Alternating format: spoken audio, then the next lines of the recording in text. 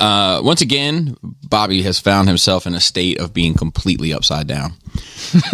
That's a feat. You look right side up to me. Yeah, so I have I have a ton of reviews to get done, and I have bigger reviews incoming that are going to be even more time taking. Really? Yep. The Fans Toys Dead End, is a long, so that's one video for the review, one video for the combiner as I sit down as a whole. I want to see how that checks out. Yeah, so to speak. And then a number of other things, but like I just recorded 2 Dummies episodes that I got to get done for August. I got to finish. I was late in the month with Kitchen Table. That takes a fair amount of editing, so I got a 3-hour episode of that to do. I've taken 1 pass through, but I usually do 2 pass throughs Just to be safe. Yeah, protect the innocent and the guilty alike, Joseph. And then the other thing that's compounding all of this is I'm going to the beach in August for a week. So that's so I have a plan for Nerd Rage to double up. Okay. So one would be a regular Nerd Rage episode for the week, and then another would be a Nerd Rage After Dark, and have it's been a minute. And have Ringworm Nick come through and talk to and have a Lord of the Rings discussion. Yeah, this is celebrating the 24th year anniversary. 24th anniversary. We thought that milestone that's 24. It's 2 dozen. So we could just say that. We were talking that that maybe maybe this is like the 25th anniversary, and I'd be like, oh, look at God's work, and it was like 24th, and it was like, what year was it written? 25, and we'll owe you one. Yeah. So that is going to take up time, and all the other kind of like my baby's birthday is this week. There's just tons of shit going on, and I feel, and I'll be honest with you, I think I had just gotten my head above water, and then sometimes you'd be ahead. I don't know how you get here. I think so. I know this time it was Cody. It was Cody. It was Cody, and then my Cody. Do you hear that? It's you. It's not his fault, but it's just the circumstances. And then my niece was here like a week before that, and it was those 2 house guests back to back. Because my guess is that sometimes you get ahead, I'm ahead. I can just add more shit to my plate. Well, so that's where the photo album stuff came in. Yes. So which I'm also working on, and I'll get to in my nerd week. But you start from 1 podcast, and then you have 5 podcasts and 3 shows. Yeah, it's crazy. It's a crazy thing, but luckily I'm ahead. One of the shows I do, I'm way ahead, so I'll put that off for a bit in order to. But it's I'm what do they say, burning the candle at both ends. And then Thursday I'm going to go to the studio, I think. Oh yes, yeah. So to record. Mm-hmm. Yeah, for something that I'm not sure I'll ever put out, but that I want to do for myself. Thursday would I be able 31st. to listen to it? If you don't put it out, yeah. If I'm comfortable with it, if I sit at home and I'm like, yeah, this is good. I just don't want people to hear this. And then he'll post it publicly. I would never betray the cone of trust silence. Cone of trust. I'm off. Okay. All right. Cool. And I think Jana and maybe my kids might want to go, but they say they want to go. I'm gonna have a long talk with them about look, this isn't fun.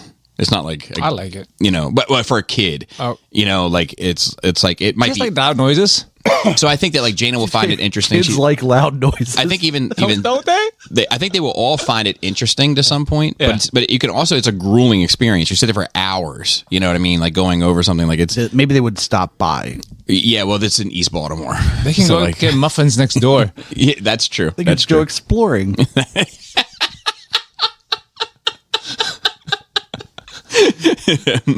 To be fair, it could be worse. But yeah. So anyway, that's that. Joe, you got your coffee first. Farrell, how was your nerd week?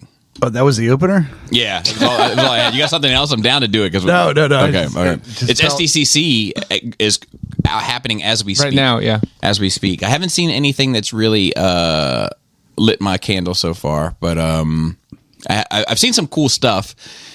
Like Mondo's 1/6 He-Man stuff to me looks cool. It's just too big. It's you prefer it 1/8. Yeah, I prefer 1/12. But it's just to have 12-inch figures when you're doing that size of a collection. Yeah, it's too much. I'm there. Yeah. With too much. Yeah, it's too much. It's too much. So how was your nerd week? Well, unless you got into something else topical to talk about, I'm down for that. I'm kind of all over the place recently. Actually, I'm 90% in one place. right? And that's Thailand. Yeah. Right. So Bobby has probably gotten his fill of Thailand talk No, recently. no, I'm down for more. So I've decided that I am going to go to Thailand for vacation. I'm hoping January. Okay. So, But it's just his dick and balls that are going. His dick is going to pack his 2 balls up, and they're just going to get on a flight. Well, his whole body's gonna go, but only him without his stick and balls is gonna come back. He's gonna leave his stick and balls there. They're like, well, how could you ever leave? so That's how he becomes a lady boy. so I'm kind of planning this trip as a solo adventure. Oh wow. Okay. But there is a list, a short list of people that I would entertain the idea of them coming along. Okay. So the plan now is to leave early January to go fly into Bangkok and then spend 7-ish nights in Pattaya. Oh, they got good noodles. And then the last couple of nights in Bangkok before flying back. Yeah, they hide them under their skirt. Yeah. Well, some of them aren't hiding them. So I'm kind of toying around with some ideas here. Ideas of what? Well, I'm going to Okay. explain. So I'm going to get the new Meta glasses. Well, I offered to treat him to him if I can have access to the footage for my own use. So that, Whatever that may be. I'm going to get my lawyers involved. Iron some details out. This is beyond creamer. Yeah, this is way beyond creamer. So like the idea of live streaming while I'm there. And then also offering to a select few the option to vote on the choose the next adventure. Oh, that you probably not on streaming platforms, so that's you're very with it. Right? Like, because would that not be fun? Hey, chat. What do you want? Where should we go next? You should do it on Patreon. Yeah, well, You should post a poll on Patreon. Be like, what should I do? And then take the votes. yeah. So it'll be interesting. Plus, the time difference. So there's going to be a lot of early mornings for people that want to participate in this. So that means that you're in. Like if you're logging in at 6 a.m., You're committed. then you woke up for this. Yeah. Yeah. We watched some videos, like walkthroughs of like the city streets. It's crazy. Yeah, Yeah. I would never go to a not first world country for vacation.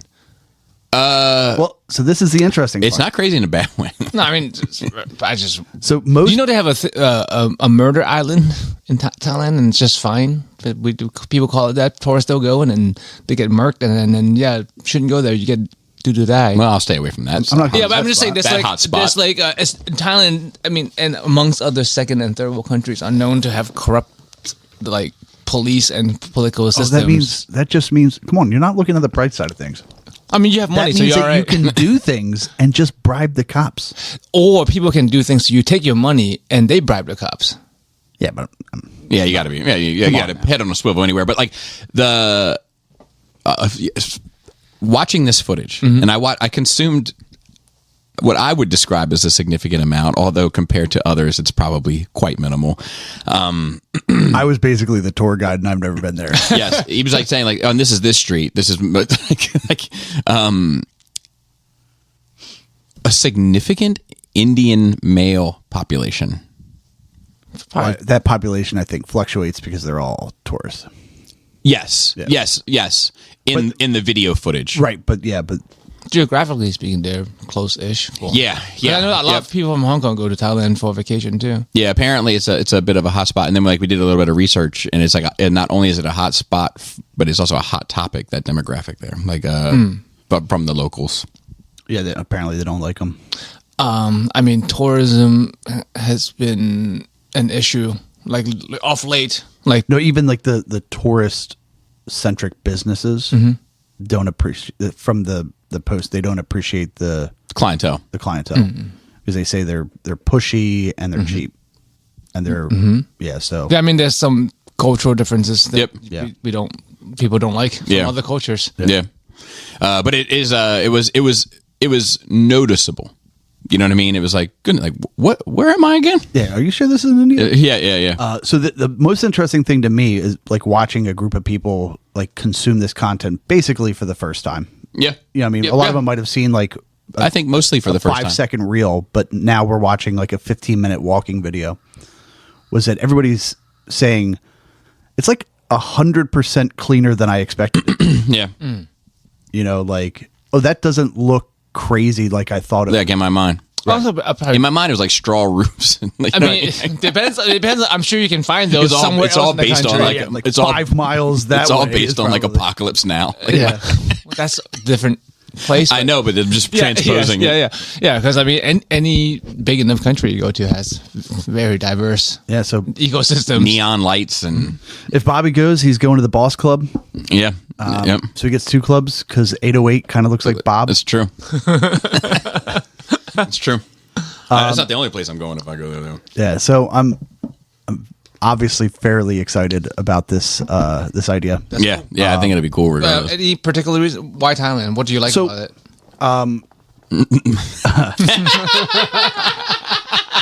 It's a loaded question. Where do I begin? That's what I'm trying to think of. So like the original idea.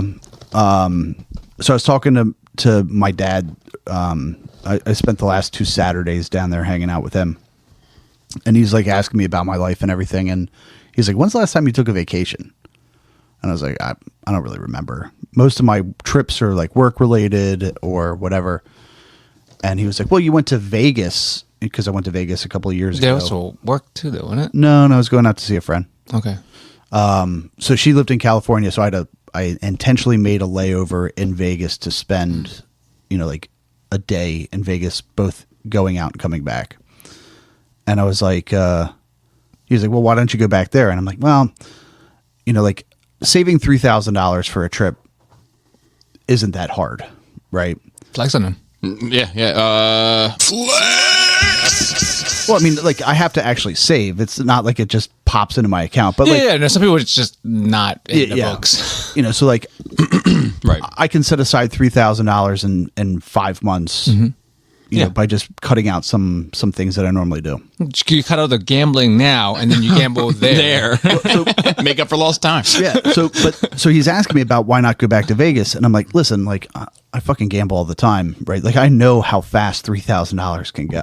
So I can day. go to A Vegas for 4 days and spend $2,700 in the first day, and then be broke in Vegas, which is depressing as fuck. That's loser mentality, man. You can be up 30,000.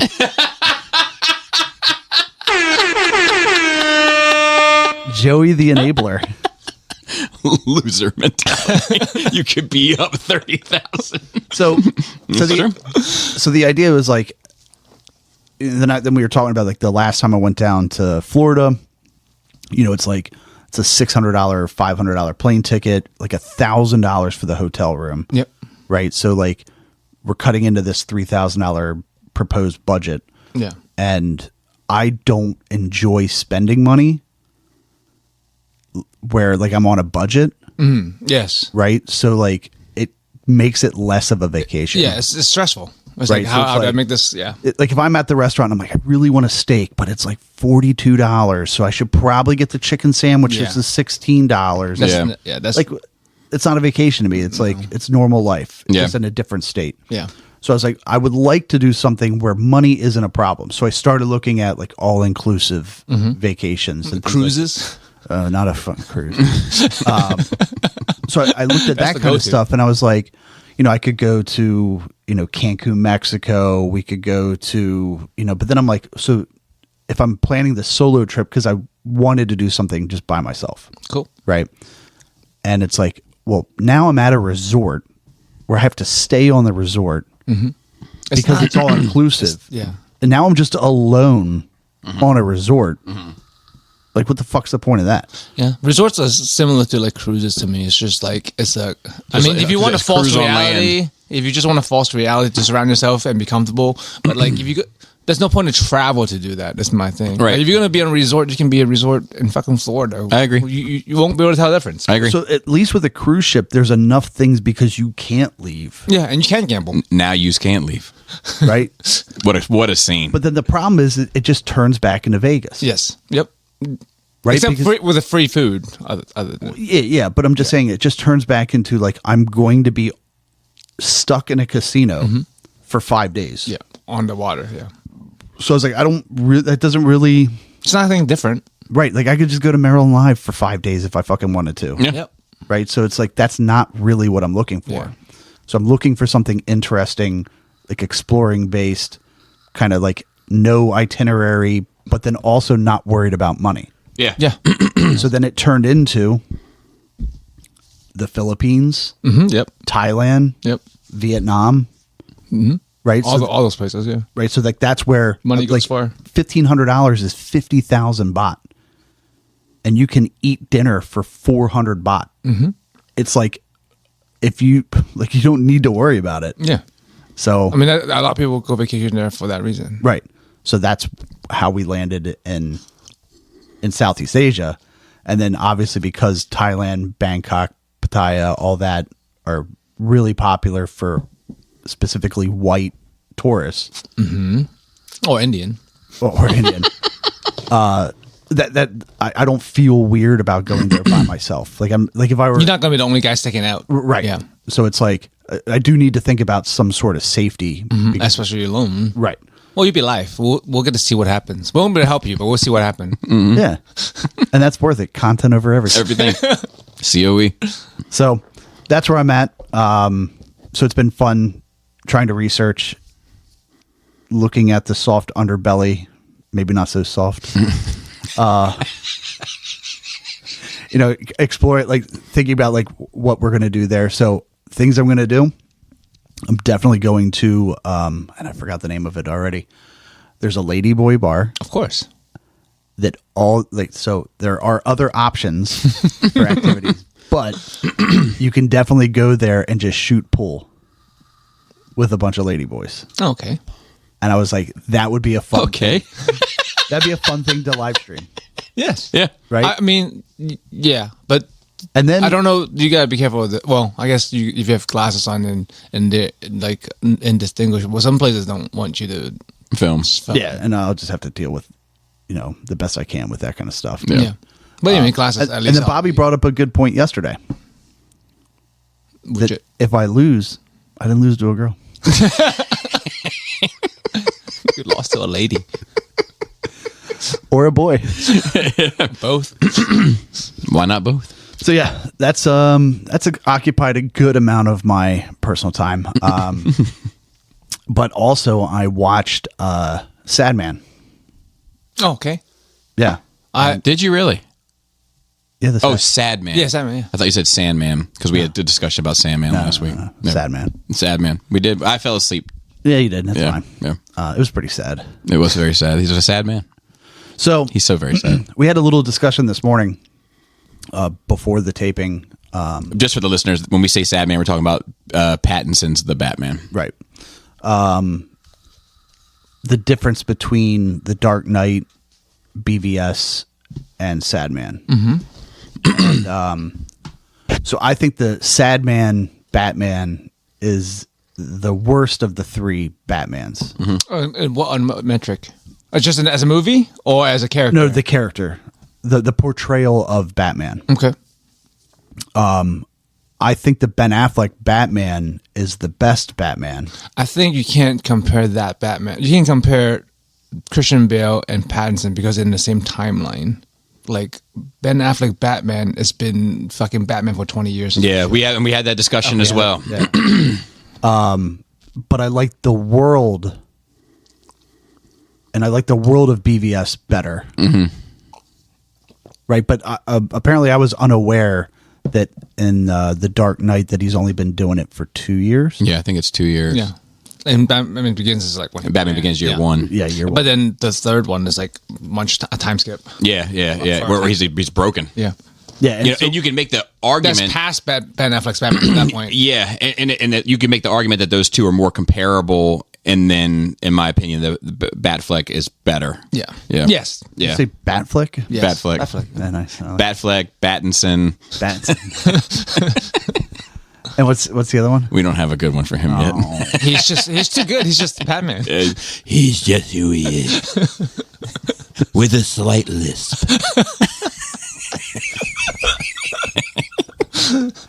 So, like, in the Snyderverse BVS, we obviously didn't get to see enough of the Joker to make a comparison. Yeah, he's only in the end of Justice League. Yeah. Well, and then he's in Snyder. He's in the Suicide Squad, but that film the studio had their way with also. Right. So that's kind of. But yeah, I think that's everything. Yeah, that Pattinson Batman, watching it again. So, like, my thing is, like, I almost, between those three representations of Batman, is the perfect Batman. You know, like, all the Batmans you want. if you take the psychology of Batman from Christian Bale, you take the detective element from Pattinson, and then you take the, like, efficiency and planning and contingency and build from Snyder Batman. That's the perfect Batman. Yeah. So they all got some element correct. Yeah, and insanely correct. Right. You know, and that Batman Begins is an interesting one because he doesn't go full quite yet. You know, where's the trigger? You would never give it to an ordinary citizen. But, like, and Batman Begins, when he first goes out the first night as Batman, he goes to, like, that sea container shipping yard and fucks up all those guys in the shadows, and, like, they have no idea how many people are there, where they are, etc. And that guy just starts shooting indiscriminately, and he's like, "Where are you?" And he's right here. You know, like, that is, like, I mean, I'm getting goosebumps. It's like, you know, and I love, like, that horror element, because there is a horror element to Batman. And the same in BVS, when, like, the cops look up and Batman's in the corner and they start shooting and he just, like, crawls along the ceiling to, like, get out. Like obviously we know as Batman fans, he's got ninja claws, he's got ninja boots, he's got all sorts of gadgets. Like, he can do that sort of for stuff. them, they're like, but for him, how it's the like, fuck? what the fuck is that thing? Right. You know, it's a ghoul, it's a goblin.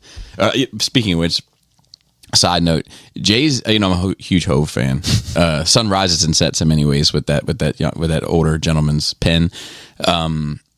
But his worst verse, in my opinion, is on the Kanye West song "Monster," which Nicki Minaj has the standout verse. I think that's, like, not even disputable. But he says, he starts naming all these monsters in the beginning. He's like, Loch Ness, Goblin, Ghoul. And there's something about the way he says ghoul where I'm like, oh, dude. Oh, he went into the Too much. Too far. Cringe. He went into, like, spooky rock territory. Yeah. The thriller territory. Yeah. Not a fan. So I was saying the whole 2-year part for The Dark Knight, I guess I missed that in the original, and I wish that they would have. And we talked about this, like, idea, like, if you would have just walked past, like, a newspaper that said, like, Batman, is it real or police hoax? Yeah. You know, like, that would have been, like, an interesting element of, like, the citizens don't really know, because they obviously wouldn't see him if they were Yeah, he'd be a boogeyman. on the up and up, Yeah. Right. and then the people that have seen him, like, Even that, and they kind they've of gotten fucked up, like, yeah, but only some of them, right? So, like, even like in like the '89 Batman kind of taps into that. Like, you know, did you hear what happened to, I forget his name, Johnny Reese? It was like, oh man, Reese got drunk, got high, took a walk off a building. No big deal. It was like, that's not what I heard, man. That's not what I heard at all. Because I heard the bat got him. Like, there's no bat. All right, like, you know, like that's fucking cool. Because that would make sense, right? You wouldn't believe someone. Correct. It's like unless urban it's legend. a wide known thing. Yeah. Like, this one guy said this one Yeah, fucking Right. thing. or like and he dresses up like a bat, does he? and somebody survives who's got, like, obvious head trauma. He's like, I swear to God, it's a bat, dude. Like, fucking punch me in the face. Yeah. Like, I don't know. Everything was scary except the voice. It sounded out of breath. COPD. Yeah. I was thinking about this the other day. I'm wondering, maybe it's just my mind that's usually gravitated towards technology. and where the world is now and where it's going, and generations coming up into this, is there some point where certain superhero archetypes can't really exist or can't really jive because like The technology makes them obsolete. yeah, or just ground level beating guys up works for like Daredevil or even Batman in his local area, or Right. just fucking going around beating up people stealing purses. But like when we talk about them going up against organized crime, we don't do that now. You just use like Are you talking about like him fighting North Korean hackers?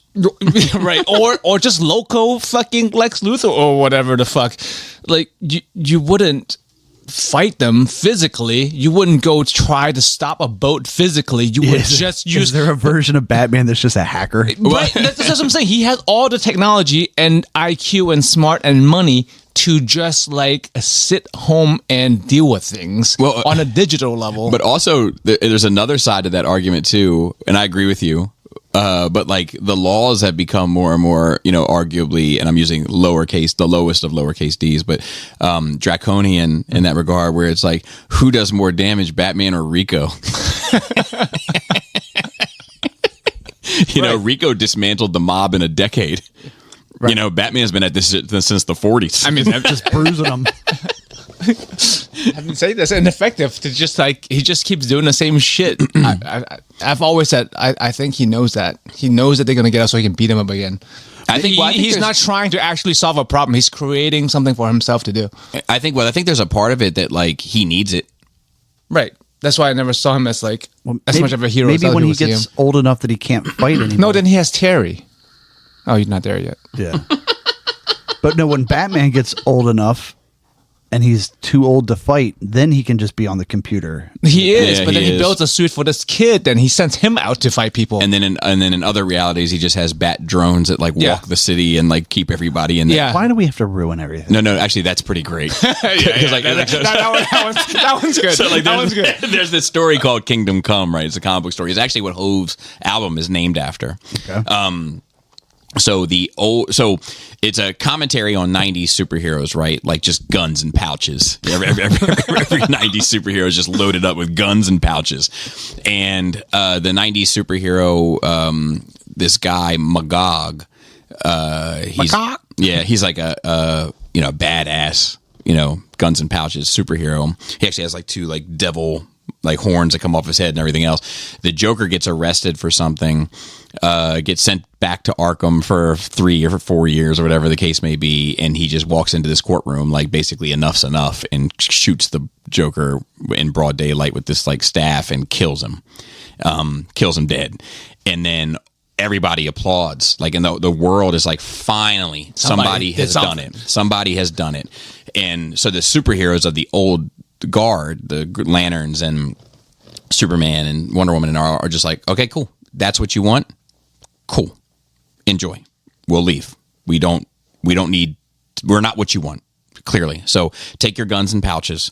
And it's a commentary on comic books at the time, right? So they all retire. Superman goes to a farm, starts raising cattle and all this other stuff. Green Lantern just sits in isolation in a like a crystal palace in space that he's made himself, whatever. And like this guy is telling this other guy, like catching him up on what's been going on, and he's like, what about the monster from Gotham? And it's like, he still has his city under control. And like they like flash to Gotham, and it's just these giant bat bots keeping all these criminals like pinned up against walls, and he's just sitting in a computer broken. That's great. The way you explained it's better than the way it was in my mind. Yeah, and it's cool. Like, there's a lot of stuff that they've done with that character. Like, one of my other I can never remember, Joey. Maybe you can. Whether it was a fucking Batman Beyond episode or a Justice League Unlimited episode, but like they go to the Justice League, like ends up in the future. They're fighting around. Batman's with them, and old Batman is there. But old Batman is training a new Batman named Terry McGinnis, and old Batman. There's also a person that's disguising themselves as Batman. So it becomes one of those like classic TV tropes of like, it's him. No, it's him. No, it's him. Fight him. No, fight him. He's the bad one. He's the bad one. So old Batman comes up and they're like, tell him which one is the bad one.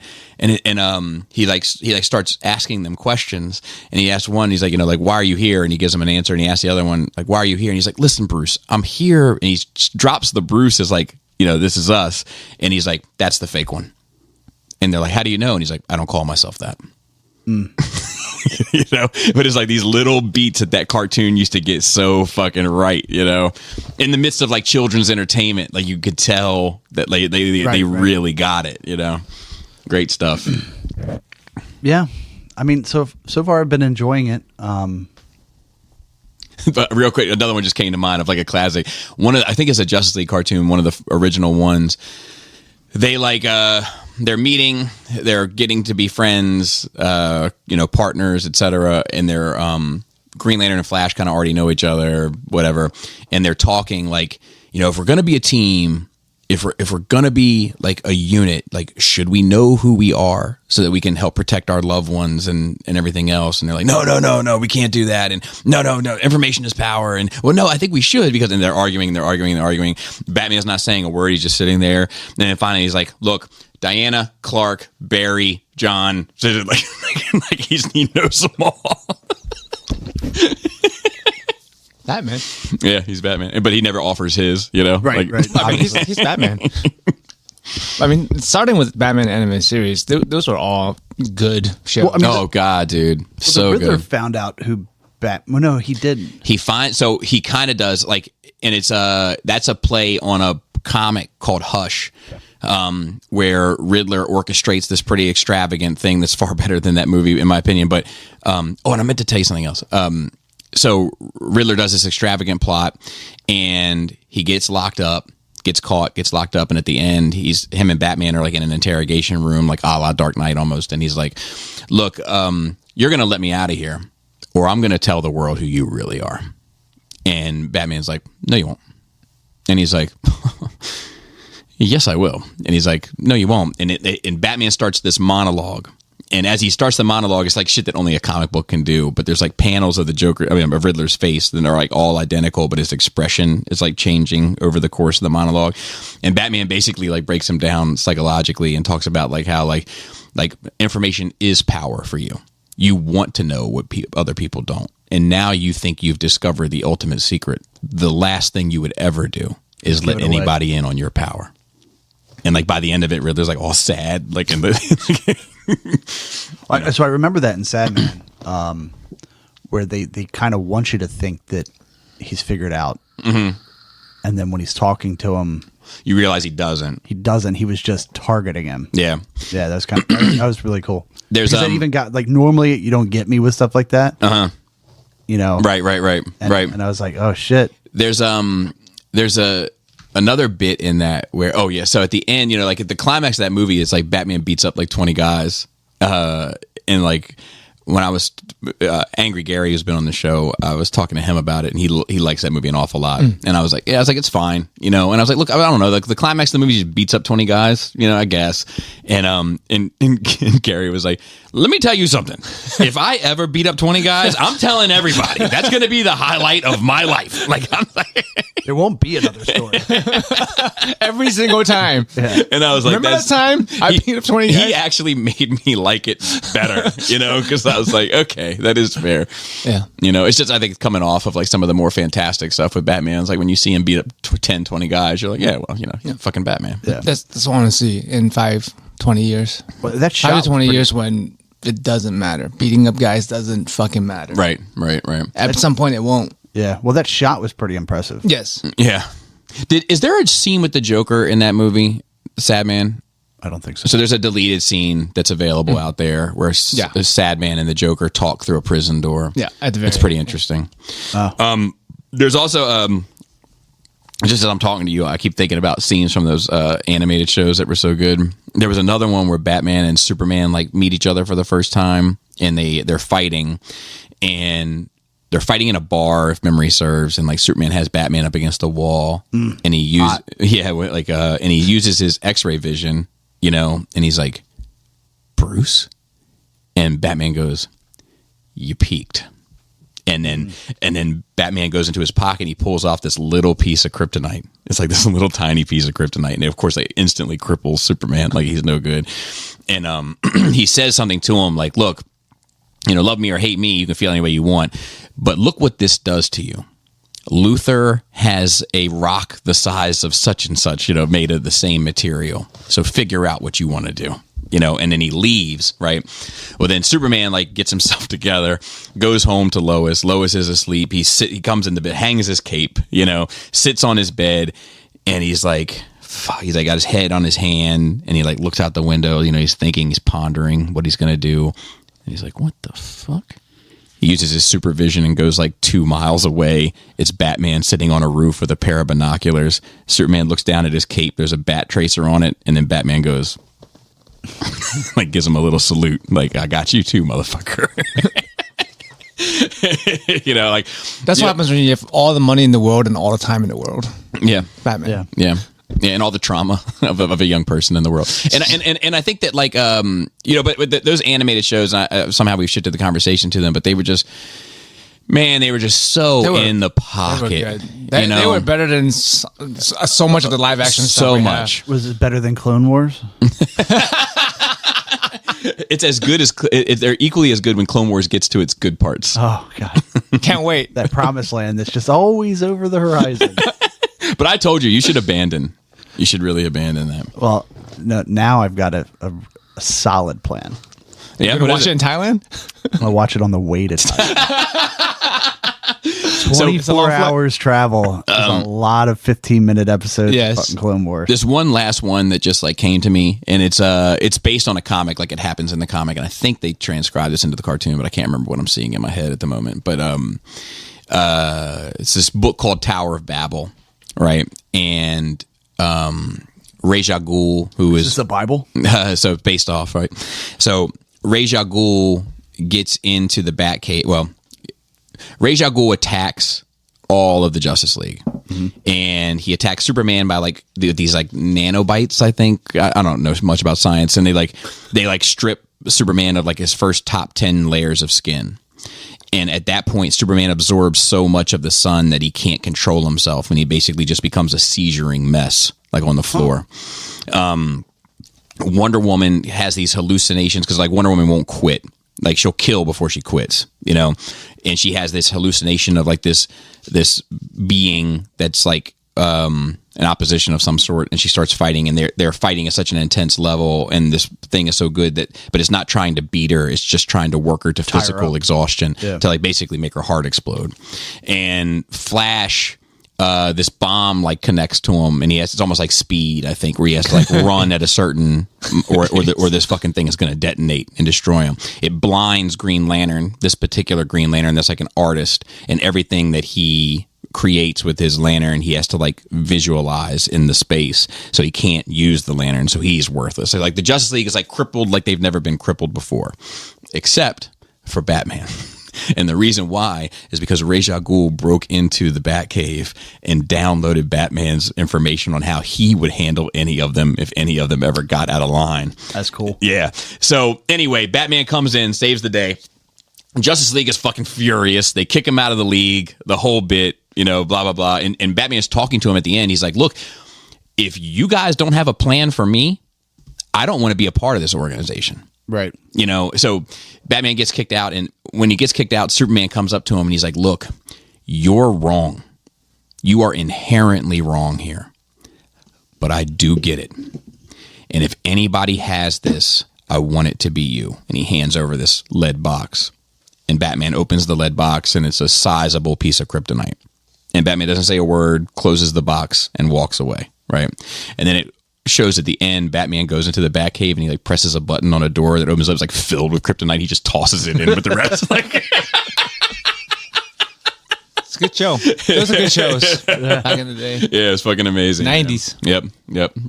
That era, the X-Men and that whole Batman, Superman, Justice League Unlimited run was that was the definitive period at the end of the great 80s American cartoons. Yeah. Spider-Man was okay too. Yeah. And I wasn't as big of a fan as Hulk or Iron Man. Yes, but the Avengers was not bad. Mightiest Heroes, or whatever that was. That was pretty good. But yeah, and that's what you got. It got us through 40 minutes. That was a pretty good run. Yeah, I think so. Yeah. Joey. Yo, I watched the Minecraft movie. Did you? Yeah, I mean, like, I like throw Minecraft. things? Yeah. I did not. I don't understand. I mean, I know where the part is. Things? I know where the He's like, part my is. house is a wreck. Can't handle it. I understand now why. I don't Something understand. about the movie that just made me. That's the thing. I don't understand. Someone must have just started it, right? Someone was. There's nothing inherently in the culture. Nothing that I know of inherently in the culture that it was a cool scene, I guess, cool thing to see, but like nothing in the movie or otherwise that I know of says, "Hey, throw things now." Yeah, I mean, it makes sense to me that like just somebody did it and like recorded it and it became a thing. Yeah, and everyone's like, "Let's do that." like teenage angst is just like. Is it teenage angst or is it younger kids? I don't even know what it is. I don't know either. Yeah. Well, like, and I maybe like teenage angst. I'm like giving it to like 9-year-olds too, like, so to speak. But I mean, I liked the movie more than I thought I would. Like I thought I was gonna hate it, but but I do like Minecraft, and like on and off. I play Minecraft. So I've been playing Minecraft. Actually, the movie got me playing Minecraft again. Yeah, I wouldn't be. Yeah, I wouldn't be opposed to watching it, but I hate Jack Black. I think he's not the main character in it. Oh, that's good. I find him to just be like intolerable. Like I find him to be obnoxious in like in the non-charming way.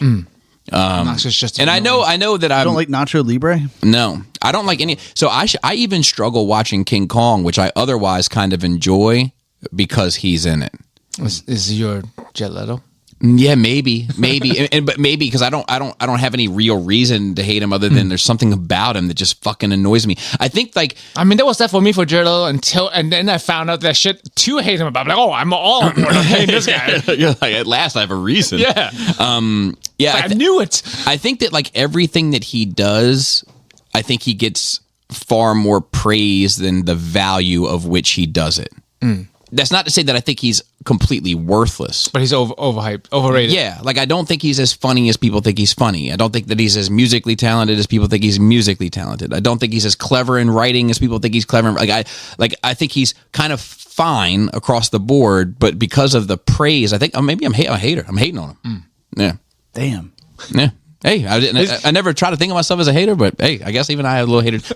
I'm married to the biggest hater on the planet, so it was maybe she's rubbing off on me, crazy so to just speak. kind of watching you realize. Yes. talk yourself through this. This is what this place is about. This is therapy. Yeah, well, at least I'm self-aware. You know, at least Yeah. I'm like I'll be like, oh shit. Well, after all this time, I became self-aware. Well, I think that like I'm not incapable of seeing flaws. Like I'm not incapable of seeing like, oh, you're trapped in this, you're caught up in this, and like it is what it is, but it's a shortcoming on your part. You know, like I'm not. But like being self-aware is very important. I think. Yeah, I enjoyed him in School of Rock. Yeah. And Good. Nacho Libre, but then when he got super popular and like the more slapsticky kind of version of him came out, I was like, okay, like tone it back a little bit, but Yeah. you know, but Yeah. It was in the Jumanji movie with The Rock and Kevin Jesus. Hart. Your favorite, all your favorites, Bobby. You gotta watch that movie. The triangle the of holy terror, trinity of the unholy trinity. But yeah, I liked it more than I thought. I don't know how much I would like it if I wasn't a fan of the game, but because I am a fan of the game, like not everything in the movie worked as it would be in the game, and I'm like, oh, that would be cool if it was in the game, but it isn't. But it wasn't egregious, and I if you're a fan of Minecraft, I think you would enjoy it. And I think it's for a kids movie. I think if you're a kid, you would definitely like it. I saw a movie I really enjoyed this week too, but I'm gonna wait. I'm gonna wait for my nerd week. But like I watched it and I got up and I was like, what a pleasant experience I just had. That's so. Well, it's less and less rare for you nowadays. It's been like almost once a month. Yeah, I guess so. Once a month, Bobby enjoys something. Yeah, and I'm almost surprised. I'm kind of enjoying being disappointed. I'm bringing you into my space. That's what he's trying to do. Your For space a too. long time. Yeah. I started watching a show. We just finished season 1. We've only been watching like 1 or 2 episodes a night, called Mindhunter Yeah. on Netflix. I'm Great. It's so far so good. And then I looked into it because it's supposed to be based on a true story, and with those, just like, was it 1% based on a true story? But apparently, it's like heavily based on true really? story. So the FBI The truth is stranger than fiction, they say. Starting the whole program of profiling and psychologically. What about styling? No, Styling and profiling. they definitely not. They definitely just fucking dudes. What a one trick pony. The thing I liked about that show the most was because that's like what, the 60s, 70s into the 80s, early 80s. I haven't gotten to the 80s yet. Yeah, so like that old school kind of cop, and I can't remember the actor that plays him. That's like, that's inappropriate. That's not the kind of stuff we talk about. Yeah, which is very confusing to me now. I'm just like, like, because I watch a lot of modern true crime stuff, actual like interrogations and police work. I'm like that.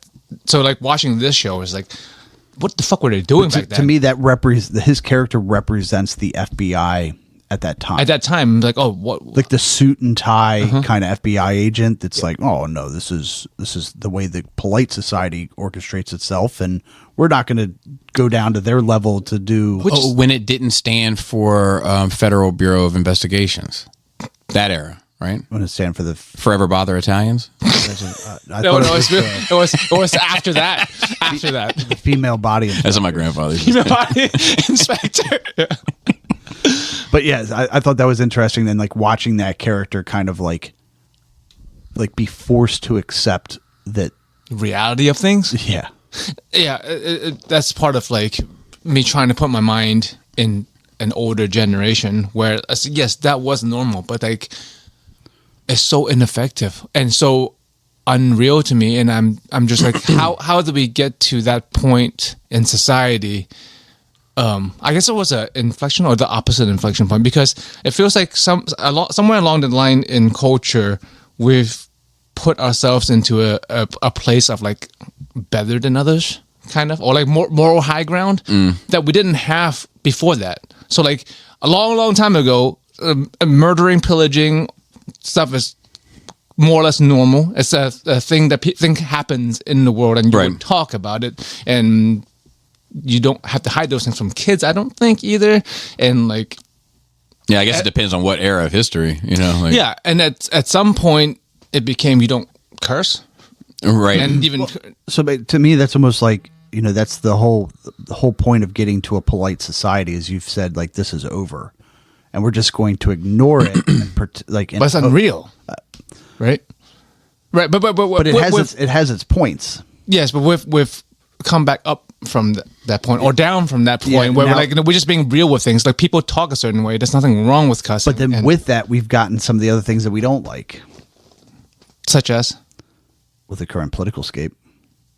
Like, it used to be that you wouldn't talk about personal things in people's lives because that was a personal thing, right? Like, it's not appropriate for the job that we're trying to report on the news to talk about so-and-so their wife has a drinking problem and she's gone off to get help, and it would be impolite to make that national headlines. And now we've gone to, no, we have to expose the truth at every turn, and now we've gotten to this circus of well, I guess even to an extent, like if you want to just even a simpler version is like, when you see the president of the United States, like Putin's trying this bullshit, it doesn't seem appropriate. And even though, like, I think it's okay. Yeah. You know what I mean? Even though, like, it's real talk, it's real language, it's how people really communicate. It's, and I think there's like a significant people that are like just attracted to that sort of like transparency in a sense, but like, and sometimes it's fake realness. Yeah. What is the problem with fake realness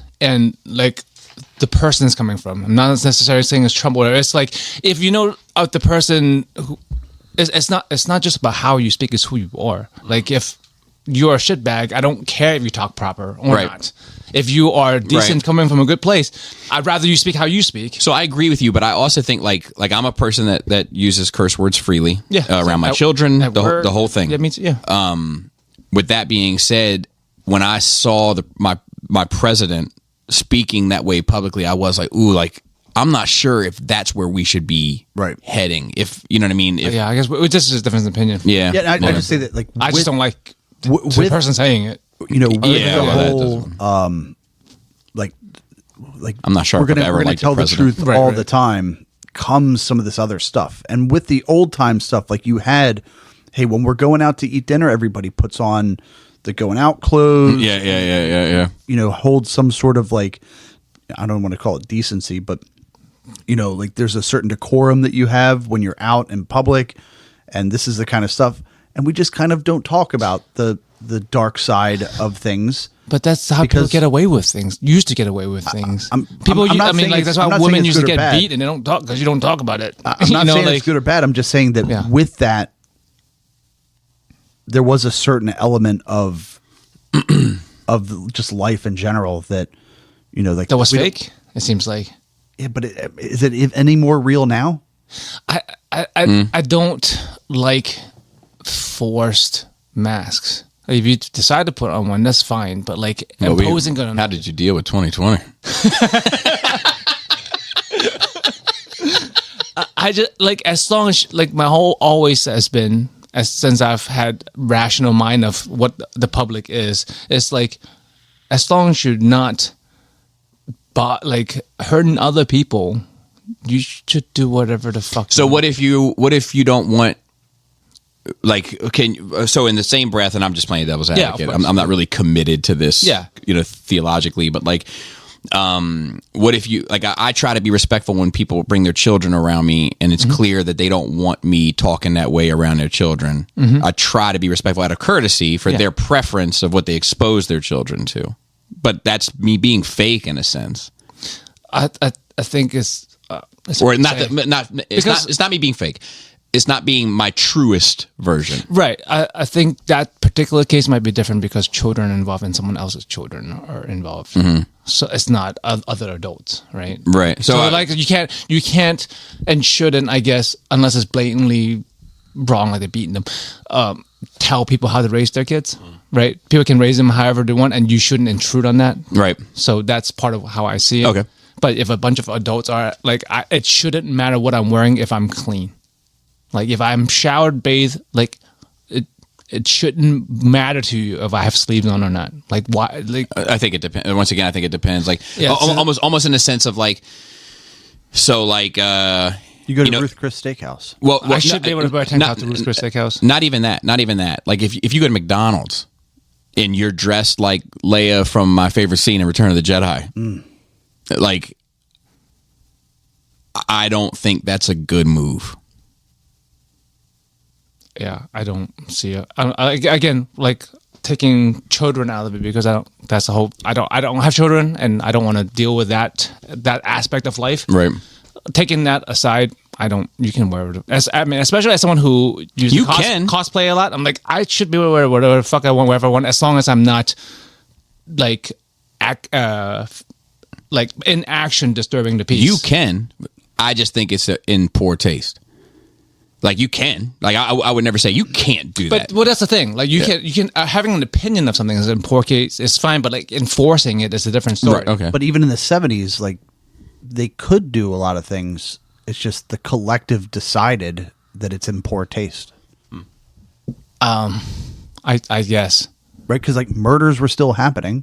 It seems like there was a lot of serial murderers back then. A lot of weird sex. I mean, according to the show, I mean, which is true because they talked to a lot of serial killers back then. They're like, where are but it's, even serial killing, like we package it and frame it a certain way. packaged in a box? You pour it in a bowl, and you take a whole gallon of milk, Put water in a cup.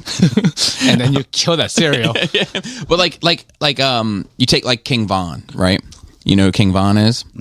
King Von is a rapper from Chicago who was Chi-Town. quite talented, and probably was on his way to having a very impactful future in the genre. Right? He was killed. He brought a fair amount of that on to himself. It was, but once he was no longer amongst the living, truth started to come out about who he was as a person, right? And I think he had, numbers are arbitrary to me. I was actually thinking about this recently as a topic for you and I, just that, not in terms of debate, but in terms of exploration. Yeah. like I want to put it out there because I don't want to forget it. I never think of numbers in terms of numerical value, only in terms of symbolic words. So like when somebody says one, I don't think about one as much as I think about single. But another discussion for another time, perhaps. Like if you were like, man, I was there was 50 people there. To me, I was in Bobby's basement, there was 50 people there. In my brain, if you said there was 500 people there, the meaning for me is exactly the same. Oh, yeah, no, not for me. Not at all. It's Like, just I picture 50. It's just that there was too many people in a space. Well, 500 would be. And I'm exploding into the absurd, but like, you know what I mean? Like, anyway, but I get what you're saying. It's like, It's an idea, a concept. Correct. Versus, for me, it's not Correct. at all. It's a concept. It's not a concept. It's a thing. and I think it's almost a disability. I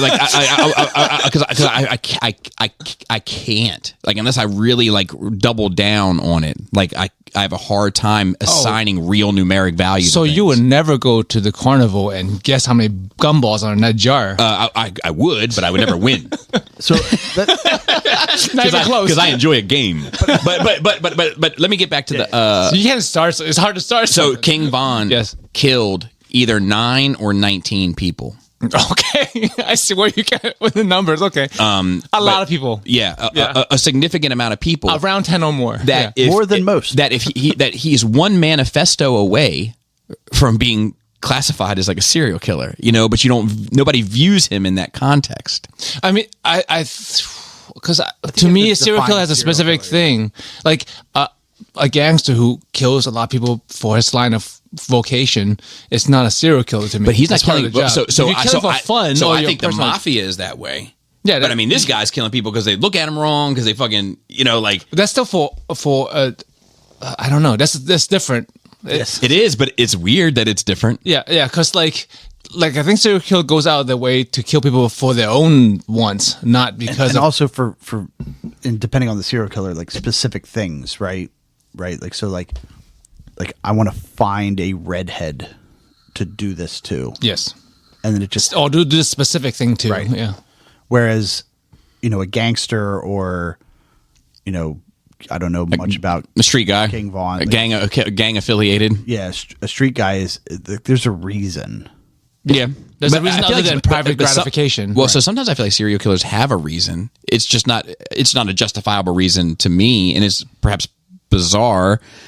But sometimes there is a reason. It seems like to me it's like a self gratification kind of thing versus like in the response. So like if someone looked at you wrong and you kill him every single time, I don't think that makes you a serial killer. I think What if you kill somebody just just because of the neighborhood they live in? I think that's still like gang, unless you're just killing everybody in that neighborhood. Well, that's kind of genocide, but But we don't view it that way either. yeah, because it's still for a, I guess, understandable reason. Right, if you have beef with this neighborhood, then you kill people from the neighborhood. No different than war, right? You have beef with this one country or this group of people, Yeah. and you launch missiles at them or whatever the fuck. Yeah, I just think that like sometimes even serial killers have a beef with like a swath of society, like how they view, you know what I mean, through a societal lens. Like, Yeah. the like some of those manifestos that you read where they're like the dirty crumbs of people crawling amongst the trash, and you know what I mean, like you know what I mean. They obviously see this swath of people a certain way. I think in general they see themselves as better. I agree. A lot of them are I agree. psychopaths I and agree. narcissists. I agree. So like they don't see people as people. Maybe that's the common thread: is the psychopath. Yeah. They're all psychopaths. Do you ever think that you might be a psychopath? No, I used to think I was a sociopath, and then I realized just me worrying about it makes me not one. I think Bobby's the one who told me about that, because I used to like really think like, because a lot of the ways I think is not acceptable, or a lot of my opinions probably aren't acceptable generally, and could be morally wrong, Yeah. but I don't think so. And then I had talked, this was years ago, and then he was like, well, you being a self-aware and you worrying about whether it's a right or wrong thing makes you not a sociopath. Look at me coming through in a pinch. That makes noise. Like I am very much okay with. I don't think I'm a psychopath, but like, No, you ever Or sociopath Yeah, I don't- if you're watching a trailer and move to tears, yeah, but I will get there. I I also, I, I also know that I'm not right. Right, I know I'm not right also, but doesn't mean you're... I was having a discussion at Like you're on the spectrum? yeah. Aren't we all? I was having a discussion at the Boar Bash, and Was this earlier? it was early. Okay. And it was with some young people, and I was laying out some ideas on the table because the conversation was very mid at the table. So I was just laying out some. I was Look at my judging conversation. yeah. If I judge anything, so I was talk when they don't talk for a living per se, but you talk. We talk a lot. So, and I'll get like, even if I'm in those circumstances, I'll start looking around at shit, and I'll try to think of things to be like, yeah. So I start laying out some ideas that are like, this is just water testing grounds of controversy, you know. And the reaction I get is like strong and oppositionary, like immediately, you know. And I'm like, okay, here we are. This is, you know, like, and I'm like, I didn't even need to look very far. But like, Maybe they thought the conversation was mid also, and they're just looking for maybe. somebody I think a lot of people are. Right. I think a lot of people are. I think a lot of people see it as a breath of fresh air when I introduce something that they're like, okay, fuck yeah, let's do that instead. Yeah. You know, I don't want to talk about. They were talking about the river for fucking 40 Toro lawnmowers anymore. But like, so I said something. You know, just the other day, I told you guys when I was at that softball thing, and I was like, look, this place isn't real. You know, did I tell you guys about that? Mm-mm. Oh shit. Okay, I was at so my kid wrapped up a softball. She went to a softball party. It was like a pool party. Yeah, that was Friday. So I should have been in my nerd week, but we'll just skip it and get to it right now. So we're sitting there, and it's across the street in the rich people's, you know, the richer people's houses, I guess I should say. Yep. And they have a pool, obviously. Yep. And it's nice over there. the kids are playing in the pool and everything. We're having a great time. I'm just shutting the fuck up because I'm drinking. And I already know that I am not the greatest mix in this crowd. So like, I'm keeping to myself. Trying to stay out of trouble. I am trying my best. But then they start asking me, and it's surprising because you wouldn't think that mopping floors is all that interesting. But they start asking me about my job. And it's pretty interesting to most people, I think. And now they're Patreon subscribers. So I start giving little bits of information. Yeah. And then they start asking more. And then I start giving a little bit more. And then they said, well, like some of the things, because like we mop floors across a wide variety of demographics and economic levels. And floors. And floors. And I was like, some of that really keeps me grounded. You know, it reminds me of the real world. Mm-hmm. And I feel fortunate in that. Like I really truly do. And they were like, well, what do you mean? And I was like, well, obviously, I mean, none of this is real. Mm-hmm. This is all fabricated. It's all a bubble. This was our conversation before that from last week. And I said, I was like, even the stone on the house isn't real stone. Like it's all a facade. Yep. And then they were like, the eyes changed, and I was like, "Oh no, I've done it again. They're out now. I've done it again." So same kind of thing at the Boar Bash where I'm testing ideas that I don't even necessarily subscribe to, but this one in particular I did, and I start laying out my like reasoning for it, and I start achieving an advantage in the conversation, right? And then I sat there. And like after it had kind of settled, like fuck. And Jaina was like, "Is it frustrating being you?" Is what she said to me. And I said sometimes. And I was like, the reason why is because I know I'm not all right. I know there's something off in me that makes me different from people. Yeah. But I also know that a lot of ideas come from that people are kind of immediately turned off to, but then I end up turning a lot of people on to my ideas. And then I'm like, there's something about that that's frustrating when you know you're a little bit crazy, but you also really truly think you're right. Mm-hmm. Yeah. I that's where I struggle with my mentality the most. I relate to that in ways, but instead of you who talks through it and then change some people's minds, I shut down. I'm like, I don't want to talk to you. You're not ready and or able to accept this conversation. Yeah. And I just don't talk to most people. Yeah. Because it's frustrating. It's like if I think I'm right, I know that just like my fucking pet peeves with uniforms, or when I know in my heart of hearts, I know 100% I'm right, regardless of what you say. Right. There's no point in talking because we'll never agree. I'll just get mad. And I might not be right in the general sense, but to me, I'm right. So I just can't have those conversations. And I think I'm also... But like you'll keep going. Yeah, I'll definitely keep. That's a difference. I'll definitely keep going, but partially because, and I'm going to be very candid here, I have no faith that you are going to change my mind. Right. No faith. Yes. However, I do think that you can show me different perspectives that can help me fine tune my point even more. That's sometimes, yes. Sometimes they would just say things. I'm like, I know I'm right because what you're saying is preposterous. Well, sometimes you can give me the best example to prove my case the very next day. Yeah. So I'm always kind of willing to explore it. Yeah. But yeah. So Mindhunter so far, one out of 2 seasons. Anyway, back to Psychopath. There's no 3rd season.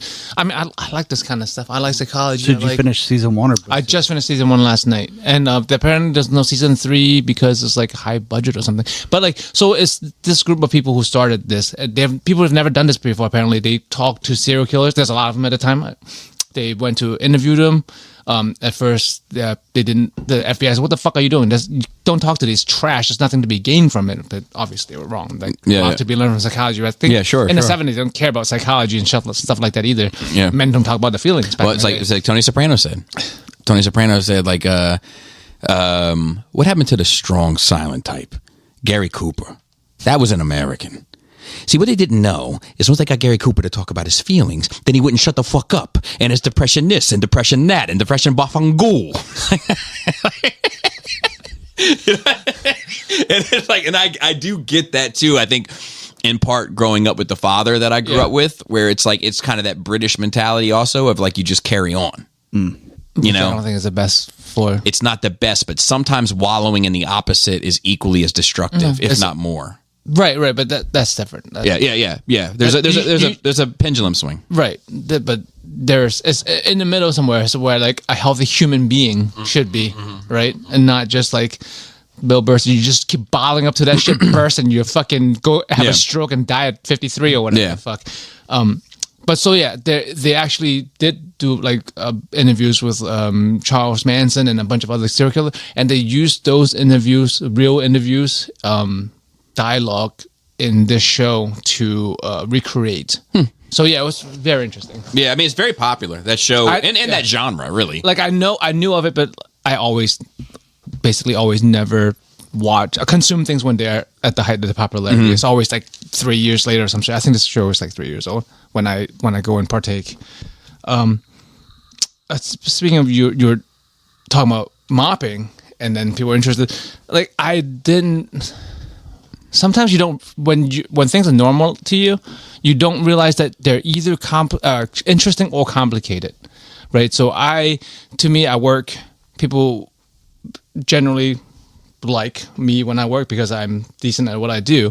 So they had me try to train somebody this week, and I did not realize how complicated what I do is until I try to tell this other person all the things I'm doing. I'm just like, hey, you do this and that and that, and if this happens, and then I'm just like, that's a lot. I don't know if you're gonna get all of this, but let me tell you like the basics of stuff. And I'm just like, and I thought about it, like, oh, I do a lot. I do think about a lot, and it's just like, I think that's human nature also. I hear in my job all the time, like, this job's too easy to fuck up. Yeah, right. Not to fuck up, but this job is too easy to sacrifice it by fucking up. And, or like, can you believe we're getting paid right now? And I'm like, and I understand the perspective, but a lot of times I want to tell people, like, I want you to think about what you do and are required to do in comparison to a lot of other people, and the amount of information that you're required to understand, know, comprehend, the amount of skills that you're supposed to be able to implicate at any given time on demand, the amount, like, and on and on and on. And I'm like, I know it's fun to say these things to halfway belittle it and halfway to make you think that you have some sort of advantage over normal population that, like, you got over somehow. Yeah. But the truth is, it's an awful lot of shit that you're asked to do. You know, Yeah. money. But it's also It's a weird. It's a There we weird. go, even here. It's also one of those things where some of it is a credit to the training program that you don't even realize how much Yeah. you've gotten and how right Well, because yeah. when we do stuff like that where you build a foundation, you add layers, and they all kind of are interwoven and intermixed, that people go 10 years in a job and go like, man, like this is so easy. It's like, well, was it? Yeah. Because you had to go to fucking school. Right. It's easy now. It's easy now. It's easy now because those systems were in place, and not to say that all of them were perfect. Right. That those systems are in place to give you the knowledge, and then you have the on-the-job experience to perfect it. And then now we get to a point where now you are well paid for your thing, but you're well paid because you're experienced and trained And valuable. and it does come easy to you, or easier than it would to most. Right. Because if somebody could walk in off the street and do your job, then you should only be getting paid $15 to $18 an hour to do it. Because Whatever whatever it takes to have rent and pay rent and yeah, eat. but, yeah, whatever we consider is the minimum. But the fact that you That's have the problem. that you have the training, the experience, and that it does come easy to you is why you are well paid. You're a valuable asset. I'm gonna Joey. toot my own horn, but like I was not. Did we replace that? No, it hasn't used it for a while. I We got- recovered some. I got a good squeeze on that motherfucker. Jesus That time. But like I am good at my job despite my training, because I know what you mean. I came into this company 9.5 years ago as a freelancer, which I still am, by the way, even though I'm not treated as such, where I'm expected to show up once a week, and there's like, well, you have a license, you just have to do this one thing, which is just basically click a button on a computer. And I was like, but I've already been working in pharmacies, so I know there's a lot to do in a pharmacy. They say, oh, you don't need to know any of that. You're just a floater. You just need to be here. So I was not trained at all in the systems and the computers and any of the workflow and any of that. But I took it upon myself to learn it. You specifically weren't trained, or they just assumed that you knew? No, they didn't need people to know. Oh, okay. Like, so any floater that was hired then was not like because I specifically asked, can I learn data entry? They said, oh, you don't need to do data entry. You're never going to do data entry. But because I have experience in pharmacy and I don't want to be that guy, right? So in a pharmacy, there's mainly two positions, a pharmacist and a technicians. In general, what you see is technicians doing every fucking thing, and a pharmacist sits there and click a button at worst, right? Like the laziest pharmacist, that's all they have to do is sit there and click a button all day. And coming from a technician side, having been a technician for a long time and having to deal with good and minimum pharmacists, I'm like, I'm never going to be that guy. I'm never going to be that guy who's getting paid 2 to 5 times as much as I'm getting paid, telling me to do everything while they literally pull up a stool and sit there and press a button. I'm not going to be that guy. So when I became a pharmacist, like I did my best to learn everything I could, to do everything I could. And so yeah. But that's how I got to where I am now, because that one spot, that one time a week job, 3 hours away, because I was hurting for a job. I got so good at it, I got recommended to another store, and then another store, and then now 9.5 years later, all the stores want me, and I'm like, have to turn down hours as a part-timer. As a freelancer, I could get more than full-time hours if I wanted to. So like it's sometimes it's a self-driven thing, because you've seen people, I don't know if you have, you'd be like, all right, go to this training, and this guy would just sit there and doodle, be on a phone, not learn a fucking thing, pass the class, and be like, yeah, I went through training. You know, so it's not always the training quality does matter. Training quality does matter, but I the am that individual person sometimes. but you know, like you said, when you went to training and the way they taught was completely how you wouldn't learn. That's not. I don't think this is counter. I don't think this is counter to my point, because the person that does what you described as doing the bare minimum probably gets the bare minimum hours to fill in the spots that I just need the bare minimum to be there. But the person that that has the extra experience of being a technician first, that goes above and beyond, is the person that we want there 50 hours a week and we're willing to pay more to. And when it comes time for evaluations and money increases and everything like that, that's the person I want to make happy. Yeah, I just got my review this past week. So like And was it positive? It was flying colors. Oh, that's They were like, "Yeah, we don't treat you as a freelancer. You're like integral part of the team, et cetera, et cetera." And What a nice thing to hear. It is, and I hear that often, but it's weird because I'm not always positive about myself. And like I always, when people are like, "Oh, we want you here," I'm just like, I'm just a floater. I'm just doing what I think perceived to be an acceptable. I think my standards are too high because everyone says you're going above and beyond, and I'm like, everyone should be doing this. This is work. You should show up on time, leave like not early, and work while you're at work. And somewhere in the horizon, Hong Kong smiled. It's just like I tell people I'm a slacker. They don't believe me. I'm like, have you seen me when the work queue is clear? They're like, yeah, you just hang out and bullshit and be on your phone. I'm like, yeah, I like slacking off, but only if the work is done. Mm-hmm. Yeah, I think it's a perspective difference, but like the true slacker wouldn't get the work done. Correct. Right. So it's a matter of perspective. For me, it's like doing your job is what you're at work for. Right, but Right. a true slacker would do just enough to pretend like they're busy all day, right? And get to the point that they say like, man, I got so much work to do. Like I couldn't possibly finish it.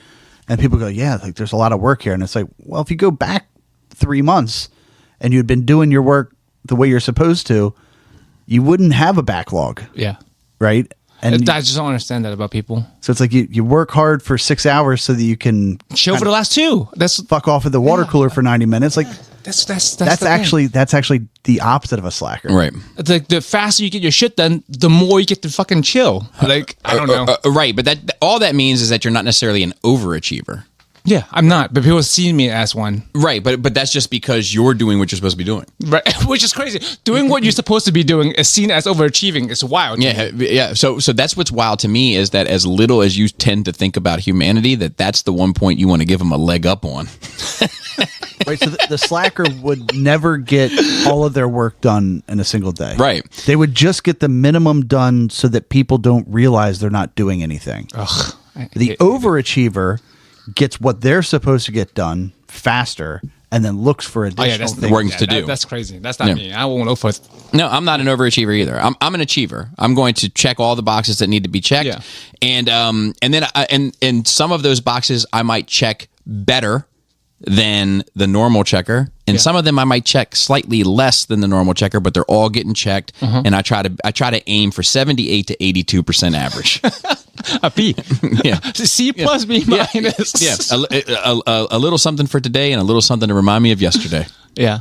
But yeah, so training is I don't know. I've had various levels of like quote unquote training. But so part for you is like you might have walked into this job with more than the average person, so the training might not have mattered. It's funny you say that. It's funny you say that because in my head I've been hearing this Hove set of bars, of course, the whole time he's been talking, which equates to what you just said, which is I came into this motherfucker 100 grand strong, 9 to be exact, from grinding G packs. I put something in motion. There ain't no rewinding me back. Could make 30 off a brick, but one line could beat that.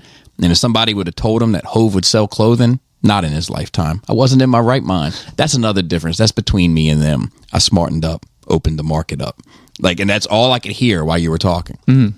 Yes, I mean, like if you walk in more qualified and you don't need the training, but you got the knowledge somewhere. Yeah. Right. Yeah. So Yeah. Anything else, Joe? I'm running out of space. I'm in trouble. Time to move across the street. I think I'm coming to the realization now that you might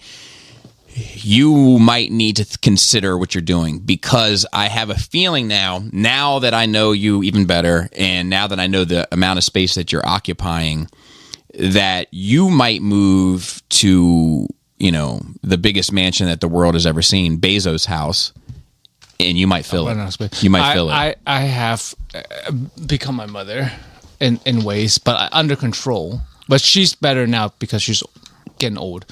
I always told my mom that because she has an even bigger house than me at some point in their lives, and it was all full of her stuff like clothes, shoes, etc. They were neat. It was never hoarders. It was fucking immaculate. I love a well put together Asian. Can I say that? Is that okay to say? You said it before. I love it. I love it. I love going. That's your kink, and you don't realize it. I'm not. It's nothing sexual. It's almost like it's like that's just racist. Then okay, I apologize for being racist, but it's almost like art to me. Can you be positive racist? So I think so. I had a conversation about this, right? Like if you like want a lawyer and you're like, well, sorry, Joe Smith, but your last name doesn't fit my qualifications. All right, Kanye. Well, it's anti-Kanye. Yeah. But it's still stereotype for sure. But I mean, sometimes those things are there for a reason. It sucks to not be though, right? To be of a stereotype, race or gender, and then not be that thing. Oh yeah, that's gotta really suck. Can you imagine the black guy with a tiny dick? Well, look, I don't necessarily. I'm just saying, so like, it's a known thing where everyone's like the BBC. Right. But I think that like more so. Let me frame it differently. Like, I think if you're operating in that space, right? So that's the worst, right? If you're fulfilling the stereotypical obligations, you're operating in that space, yeah, right? And then you also suck. That has to be the worst, right? So you take your same example, now you make him a porn star. Yeah, that sucks. Right? So you take like when I got into my legal problems, that you can hear more about on Patreon in great detail. I got myself a lawyer, and my lawyer's name, I'll plug him right now because he did great. And if you're in the DMV area, he'll help you too. He's a criminal lawyer, but his name is Andrew Alperstein. Yes, 100%. Kind you want 100%. And let me tell you, where's he? From the Alps, Iowa. Oh, Iowa. Yeah, great lawyer. It started with an I. Anyway, so he did a bang up job. Yeah. Right. Amazing job. But had he been worthless and carried, can you imagine? The disappointment. Or some firefighter with a Mick something in their last name and they're no good. It's like, oh my God. Are you serious right now? Namesake, you're ruining your Do you know how many of your ancestors are rolling over in their grave? That's one of those things I forget until you mention it. So yeah, that's a thing. Yeah. But yeah, so like we came from a very, I think she might be the same way as I am. We came from a not the wealthiest. Mm-hmm. I wouldn't say that's like super poor, but I told you about my upbringing. So like, I don't know. You had a Mickey Mouse sweatshirt pretty young. from the thrift store. But like we got a first single family home, small respectable house, mm-hmm. right? And then eventually she has a mansion several years back.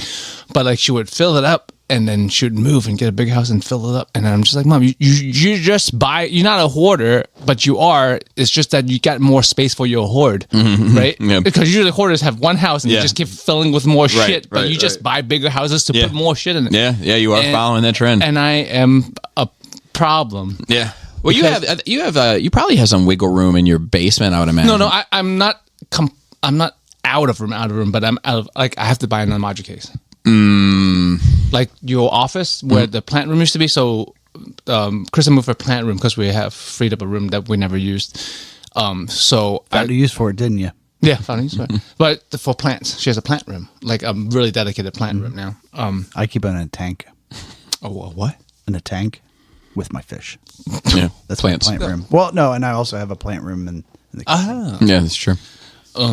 But so like the office space, I'm thinking like, because one wall is already detox. Right. But now the other wall is free. I'm like, I have to buy a modular case to fill that. Gun to your head.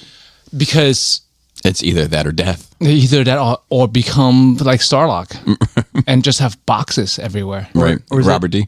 Or is the other option to become satiated? I am. The thing is I am not hurting to buy stuff. It's just that there's been stuff I like and really really like, and I buy it because I like it. Yeah. So, But if I didn't get them- satisfied yet. But if I didn't get them, I wouldn't have been upset. But it's the problem is like I bought them without realizing the spatial limitations I had. So like now I have no pre-orders left, I think, other than the Final Fantasy stuff coming out, because that's part of the problem too. So my space is basically filled. I have little wiggle room here and there. Right. But I bought Krista a 6-scale Vampire Hunter D on horse a couple years back. Okay. And it's shipped, as you saw. Yeah. And I just looked at dimensions of it. It's fucking huge. I was like, it's 1/6, but it's a 1/6 dude on a 1/6 horse on his hind legs. And I'm just like, and then remember when I always loved Deadpool, but I remember we watched the Deadpool Wolverine. When we movie. I was like, oh shit, all this. You got it all. They're coming. Yeah, I got a few things. Two quarter scale statues are in FedEx. I have that guy. I have that. And, Yep. and that's an Iron Studios. That's the way you said you don't need a huge. Can I tell you what I'm nervous about? Oh, what is it? I saw a tease for Iron Studios Transformers stuff. Oh, you And think? I'm like, no. You see how this life is? Oh no! You know what else? Pharaoh's not of this life. He's just like you know, watching. you know what this. else I'm nervous about? And to be fair, I'm nervous I might like that Fantastic Four movie. yeah. And you're gonna get Hot Toys. Pedro Pascal's not dead. Yet. He'll be alive and with you on your shelf. But to be fair, I think you, for your personal stuff, actually takes up more space than me and my personal stuff. Because like we have a joint collection, right? If you just take Krista's stuff out, I don't think I'm using as much space. Right. No, you're probably right. But yeah, so I have 2 quarter scale statues coming in from Deadpool and Wolverine, 2 pre-ordered quarter scale from Final Fantasy VII, and the 6 scale horse that I have. I got to figure it out. So I have to buy a modular case. But like, yeah, I really need to like either not buy any more stuff or start getting rid of some stuff. And that's the hard part, because not to get rid of stuff. I can get rid of stuff that I no longer find appealing, but like how? It's the logistics of how do I get rid of these collectibles. A lot of it you probably just take to some place like Toy Exchange or whatever. Take $60 for it. I know you don't give a shit about money. If they take it, yeah. I've never seen them turn anybody away. I only care that things aren't going to waste. I want them to go to a decent home, right? Even if it's a decent store where they'll happily have it on the shelf, right? But I mean, I've given you and Pinkerton shit just to take and give away. Yeah. So it depends. It's harder for like if I don't want this 6 scale statue, and what the fuck am I gonna do with it? Right. I'm not going to eBay. like where you get the enjoyment out of it. So like if you enjoy, I like being in it. So I know why you're laughing. You're in it. You know exactly what I'm talking about. no, but I'm just saying, like, if you also enjoy like building a diorama and setting it up and making it good, you could, in theory, have a section that you would then take down, box up, put in storage, bring something else out, reset it up. Oh, yeah, we've talked about that. Crazy. That's crazy for statues, because like if it's different for action figures. Yeah, for figures is one thing, but the stuff that he mainly buys is that stuff that's in the case when you first come down. Have you not been to my house before? And his is a very museum-esque setup. It's not like this at all. Yeah, well, you're welcome to come to my house at some point and take a look at my stuff. Yeah, it's a very like spotlight, sharp, classy museum style. Sure, I mean, but my entire basement is a gym. And those statues and shit, like it's challenging from firsthand experience, even putting them together without damaging. Yeah, you might break them. Just take them out of the box. Yeah. They're very fragile, and like, I don't want to cram them together either, right? Because you would just do a modular case version of a DTOF. If you just you 100%. You could fit 3/4 scale into one case, but should you? Why would you spend all the money? Right. Like I like to have one figure in one case, like this kind of DTOF, and that's a lot of space. Yeah, but anyway, I'm out of space. I'm in trouble. But you're starting to figure it out, though. You already. Yeah, the problem is I don't know when this. I got to hit Brian. I don't know how long it takes for modular cases to come in now. Yeah. But like you never been to Starlock's house? Have you seen pictures of Starlock's house? I don't want to be like that. He has a lot of valuable, like super valuable things all in piles of boxes. Yeah, I think I've heard him talk about it. Like, Yeah, it's like I don't want to be A, I don't want to be a hoarder, and B, like I want to appreciate my stuff. Right. Yeah. What else? Why have it? It's weird. Some people enjoy having things and just having things. Yeah, I think that goes into that H word category. I've seen you review people's on dummies where they just have all the stuff in box and just display the boxes. Yeah, but that's even different than some of the stuff that I've heard him talk about. Oh, when they're cardboard boxes. They're in the shippers. Yeah, in shippers. You know. Yeah, but that's me. That's it. Okay, so I don't have much. Just disturbing people's pool party. That's cool. Disturbing people's pool party. Hell yeah. Let me tell you also about the movie that I watched That you enjoyed. that I got up from, and I was like, I really, really enjoyed that. It's a Lego movie. Which one? The story of Pharrell Williams. I did not know that was a thing. So there's a biopic, biography, like a documentary about Pharrell Williams and his life and career that he wanted told through Legos. I have never heard of this. It's absolutely amazing. It is absolutely amazing. It made me feel good. It made me reminisce. It made me nostalgic. It made me appreciative. It had an emotional impact on me. Did you think the medium helped, hurt, or was indifferent? Helped. So he had a vision. It's like, my story should be told in the Lego form. Because it's him. There's very few people that I would put that on. You know, like if Busta Rhymes were to do it, well, maybe, but like, you know, but like Hove, I would say wrong choice. Oh, really? Okay. You know, but like Pharrell Williams, it was absolutely the right choice. And especially like, it's funny that Lego would do that too. Yeah. Yeah. And, you know, like, you know, he's ironically like responsible for like one of the biggest street records ever made, right? The song Grindin' by the Clips, like, you know, and they had guys from the Clips in Lego form talking about it, and it just all works. You gonna buy those minifigs? No, but I will buy the movie. You don't want a little minifigs? No. I'm not a big mini person. I have a Star Wars 3 3/4. They're standard size Lego, but they call minifigs. I have a Star Wars 3 3/4 collection. I've paid my penance to small things, so to speak. Yo. But yeah, it was good. Tells his story. There's one little part that I was like, I wanted to like debate it, but it's not. What the veracity of it? It's not. It's not worth really talking about. It's just like one of those things where it's like, you know, I don't know. Like, well, then I realized how much, you know, anime meant. And it's like, well, yeah, you wouldn't know that before because you didn't watch any anime and didn't know anybody that knew anime and didn't participate in anime at all. So obviously that wouldn't have pertained to you, you know, but it was just something like that. That was like just slightly like, you know, but for the most part, I was like, man, what a masterful telling of this incredibly talented artist, story. What got you to watch it? So I'm a Neptunes fan, you know, like and have been since many people even knew who they were, Joey, because and it's an accurate telling because they were telling how they were trying to get their music used, and nobody would use it. He looked weird for one, so when he was hanging around these rappers, they were like, "Whatever you're selling, I'm not buying it." And the one person that went out on a limb for him is arguably one of the most dangerous rappers that's ever been caught on tape, which was Noriega. And he was just like, he said the guy was so excited about it. And he said, well, let me hear what you got. And he was like, if you use this, I will make you a star. And he was like, something about it. What he said made me believe him. And, you know, and he went out on a limb. That song took off. Then he's getting used for everything. Then he's got it. And then Nerd becomes a thing. And then, you know, and then he's off to the races and fucking Britney Spears and Justin Timberlake and fucking, you know, like the world kind of opened up for him. But I mean, you know, even Noriega was in Lego form, like, which is crazy. You know, and Noriega was a certified shooter. Yep. You know, and like that's what I'm saying. Lego, and there he is as a Lego character talking to me. The times, man. The times Lego gun.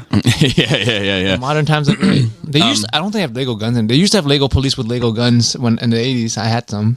But yeah, it was just like I liked pirate Lego guns. Yep. I like Legos. I mean, Lego enough, and I like the Lego movie. I like that. Yeah, I enjoyed that. I'm glad you like that movie. And Lego then, Batman. And then I would have been interested in Pharrell Williams telling his story in any way, but the fact that it was done in this way specifically, and we just did a Bye Boogie Bop on the clips. Yeah. So like it just was like, all right, well, let's watch this movie, and like I was just like fucking well done. Did you have any expectations going in? Were you gonna be like, oh, it's not gonna be that serious because it's Lego? No, I was just hoping that they told the story accurately. That was my expectation, and then they did. And then on top of that, they layered this like feel good, optimistic vibe over top of it all that just really worked for me. That's cool. So strong recommend from me. The only other thing I have is a funny story. It's a 1 point dog. 1 point dog. So Leia. So shout out to Dante. Dante's daughter, Sophie, spent the night here Monday night. And Tuesday, Laura took them to the pool. And on the way to the pool, Laura gave Leia her phone and said, you guys can play music through the Bluetooth. Each one pick a song and you take turns or whatever. And my kids are exposed to far more than they ever should be, so I get that. But, and I think Sophie's choices were very, they're very age. Which choice did Sophie have? Oh, sorry. That's terrible. Yeah, that was terrible. I thought you did that was by purpose. accident. So to speak. That was by accident. Sophie's decision, too. Sophie's decisions. Sophie's decision was very age appropriate. It's like Disney songs, high school musical type stuff, like, very age appropriate. So then Leia plays Whips and Chains by As one would. As she would. By the Clips. And something happens to the Bluetooth and it cuts off like halfway through the record.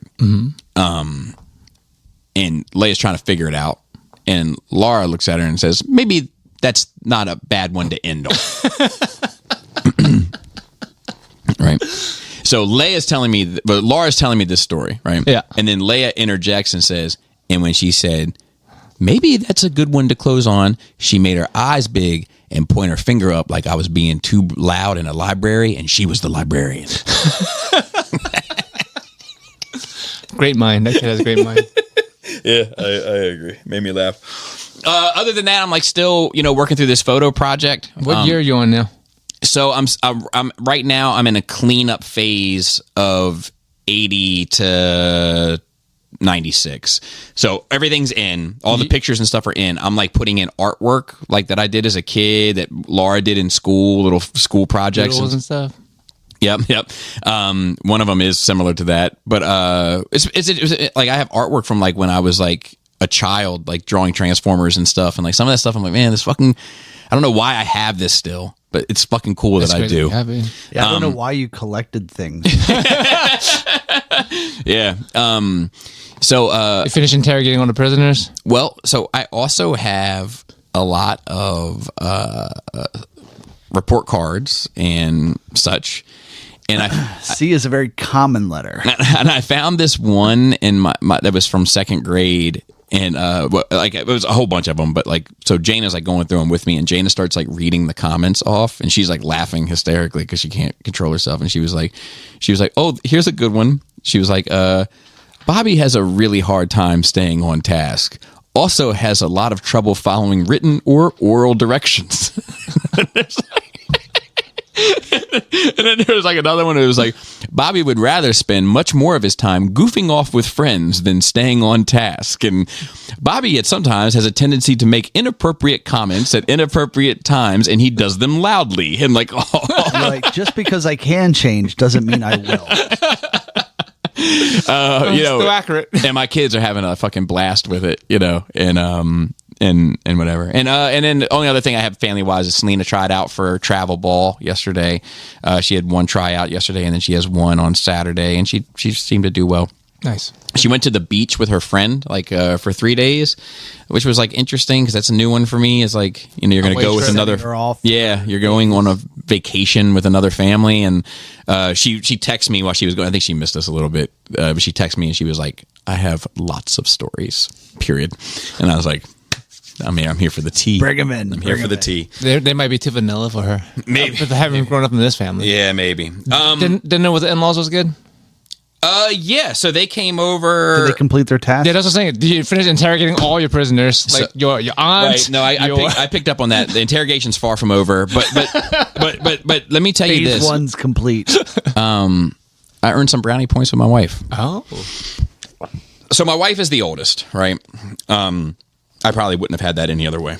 I probably would have chased the youngest, but only been satisfied with the oldest. Not her family specifically, Yeah, mind in you. general. In general, like the archetype. Just to make it clear. Yeah, just to make it clear. So her parents wanted to move, and Laura is tenacious. And as soon as she found that out, she began work. And she was finding all the locations, contacting real estate. Like She found my house. She found Joey's house. She Pinkerton's found house. Pinkerton's house. She offered to find KC's house. Like she's a monster, And once she has decided, I'm going to do this to help. She's a helpful helper. Helpful helper. So I remember clearly the night that she found their house. She was like, "I got it." And we were sitting on the couch together, and I was like, "What?" She was like, "I fucking got it. It's perfect. It has everything. It's at the high end of the price range, but it's in the price range. Has all the amenities, all the land, all the everything that they wanted. Check to the nines. I fucking got it." So she contacted the agent, sent all the information over before she talked to the parents. You know what I mean? Like sent all the information over to the parents. They're like, "Oh, I don't know." And she was like, "You're gonna get it. This is your house. Just start coming to terms with it." So anyway, they ended up getting that house. They love it, et cetera, et cetera. So I just recently learned that I think her father, but maybe both. And I don't know if I should be putting this out there, but we put everything out here. yeah, they Caution, wind. they say things as if another sibling of hers found the house, and her being the oldest, not feeling like she ever gets credit for everything. Everybody gets more attention. Everybody gets more doting on it. Like it fucks with her, And I just when she said that, it like alerted me. Like I'm gonna fix that. So they came over for dinner, and then to congratulate Jana, and then to look at these to complete their tasks. To complete their tasks, and I'm sitting there, and I'm like, hey, how's the house working out?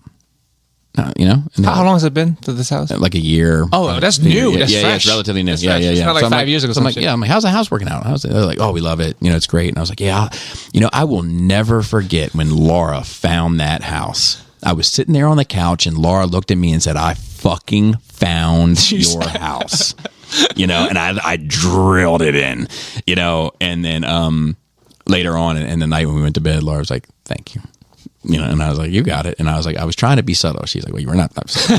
but thank you all. Thank Subtle as Bobby Skullface could be. But thank you all the same. So anyway, that being said, we can move on to notes. We have a fair bit. So R.I.P. Theo Huxtable. That's sad. It is sad. I just saw him in stuff recently in in media. I'm like, oh shit, look at him doing things.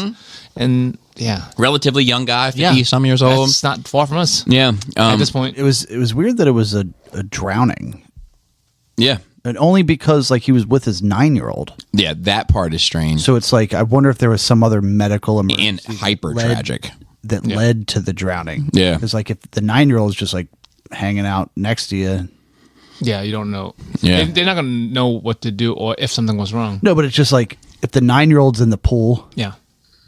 Is it deep enough to drown? Where if you can't swim, yeah. How is a 9-year-old hanging out in the same pool? Yeah. That kind of thing. So maybe she had a life vest on. I don't know, but it's it's awful on all aspects. I saw my buddy Danger put up a post that was like Theo might be the first hip hop character on television. Oh, really? And I brought this up to Jisk, and Jisk said it might have been Denise technically on the Cosby Show, but either way, between the two, they would have been introduced along the same lines, and that might be true. Which was interesting. Well, what came first, Cosby or All in the Family? I would guess All in the Family. But All in the Family was like a 70s show, wasn't it?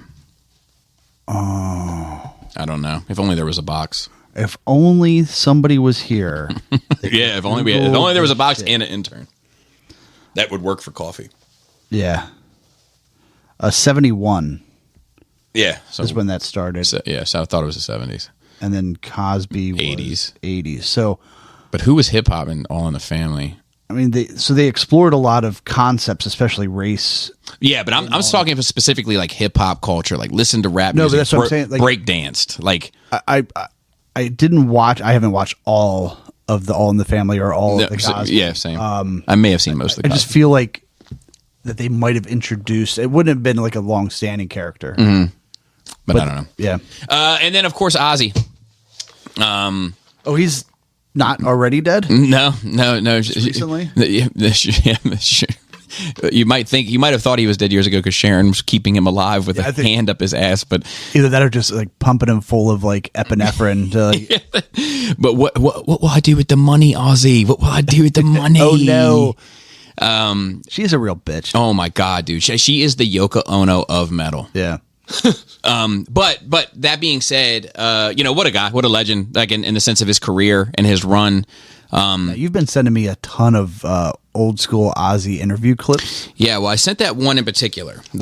So I've gotten, I might have attributed all of them to you. Okay. I've gotten like 8 or 9. And I think Ozzy's great. And I think he's an artist and all that kind of stuff. And I've did a whole Bobby Boogie Bop on Black Sabbath and Ozzy and talked about the importance of Ozzy continuing to transcribe the blues into metal music and what that meant, and which is far gone from metal music now for the most part. It's all spooky blues. Yeah, well, spooky rock. if you're lucky, and because I mean, like if you take like there was some of that shit like in the 70s, like all the fantasy, like the sword of such and such slash the dragon's throat, I don't want to hear this bullshit, man. But I say that to say this is like it just.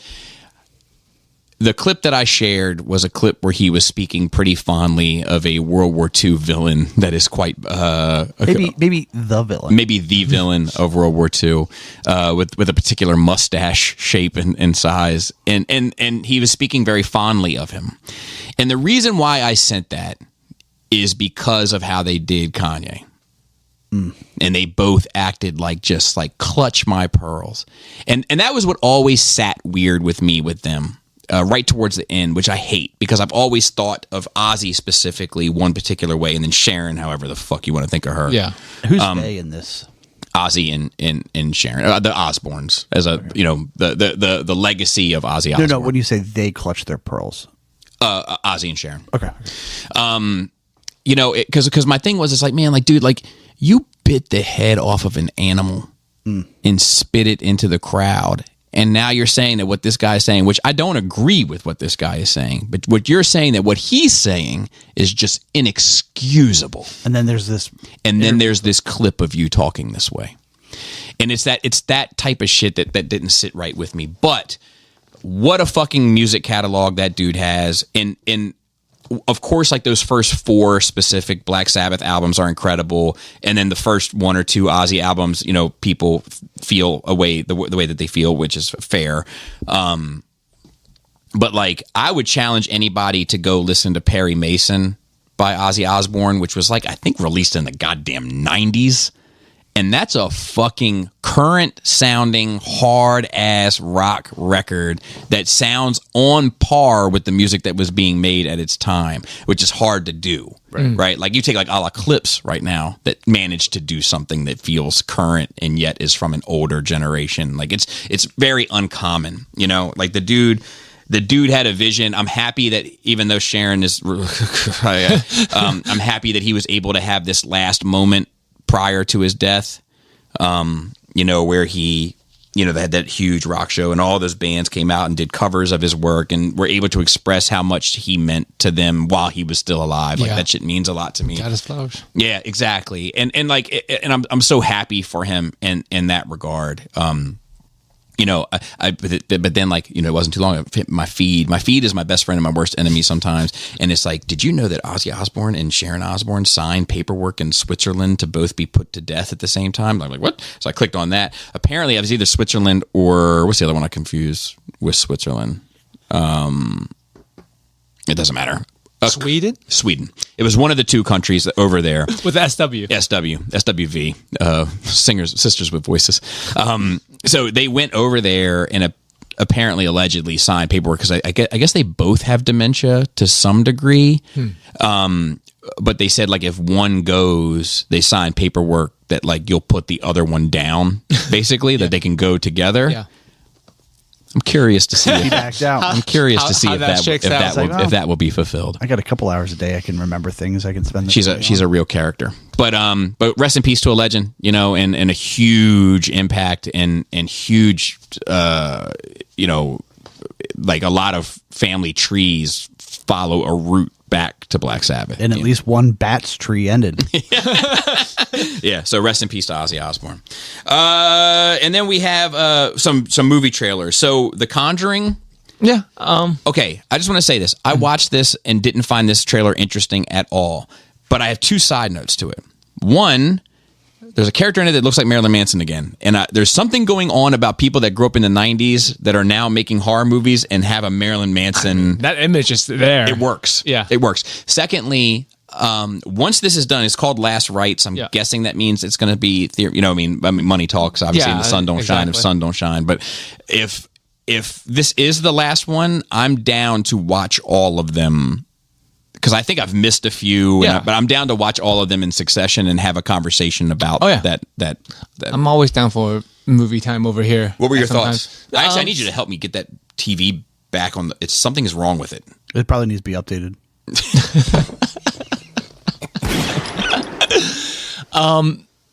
Yeah, same. I wanted to be more interested than I was. Yes. Watching the show. I wanted, because I do like that franchise. I've liked too. a lot of those movies. But yeah, I'm definitely going to watch it. But I'm not like super psyched about it. Okay. Any thoughts, Farrell? I don't think I've watched a single Conjuring movie. They got some good stuff. The first one's great. Yeah. At least. And then even the Annabelle, I think I liked, and like horror movies typically don't do it for me. Huh? That's funny. It's a very there's something that you haven't. Chris just doesn't like horror movies. Yeah. I just find my own life to be horrific. Next, Tron Ares. Jared Leto was in it. Jared Leto was in it. Enough said. Was he in the previous one? I don't know. No. Okay.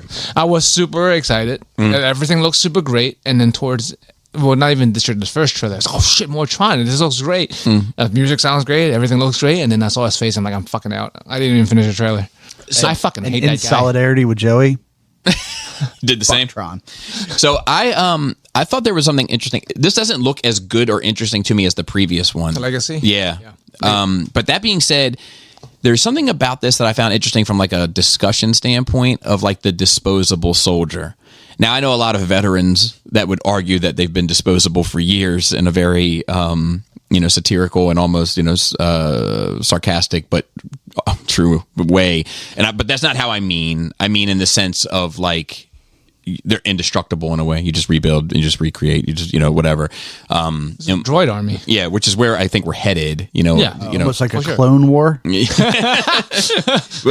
if there's any sort of commentary about that in there, I might find that interesting. But this trailer didn't appeal to me. And Nine Inch Nails did the soundtrack, and they released the single for it, and it sounds better than the last 3 EPs. Yeah. But I'm going to say this about Nine Inch Nails, and they're my favorite band of all time, and I've Trent Reznor words tattooed on my skin. Atticus Ross to me, Atticus Ross is to Trent Reznor what Yoko Ono is to John Lennon for me, to bring her up again. And I don't think he's as bad as Yoko Ono, but there's something about Atticus Ross that makes Trent Reznor more accessible in some way in his approach that I don't like. It's like blunts the edge. Yes. Yeah. But that's all I got from that. And then a blunt nail. It still works. You just have to hit it harder. Hit it harder. Yeah. Mortal Kombat 2 trailer. Wait, 2. So there was this one, the jokey one, which is Yeah. the link I sent. But then there was another trailer that I forgot to send. The link to. Like the first one was very disappointing because it was like it had opening was great and it had potential to be great, and then it was bullshit. So like I don't have much hopes for this, though. I do like Carl Urban a lot in general as an actor and his works. What else has he done? This is Johnny Cage, right? Yeah, Okay. The Boys. He's is that- Butcher. I knew I couldn't place him for whatever reason. But he's also Dread. Yeah, well, you know what's funny? I was like, man, this guy, I know this guy. He's been around. And I like this guy, but this guy always feels like a knockoff Hugh Jackman to me. But he's been around since before Hugh. I know, but he always feels like God made Hugh Jackman and then made him with the leftover parts. What about like medium-sized Jackman? But I mean, he's done a lot of nerd stuff. I think he's a nerd because he's done a lot of nerd stuff in the past, and yeah. Or he could have just gotten like cast in it once and done. But it they else, were and now different. He just kind of. Because it's like in a Doom movie with The Rock, Which was he awful. Was in Chronicle of Riddick. Which was good. Yeah, he was in Star Trek, the new movies, new Which was action good. movies, which were good.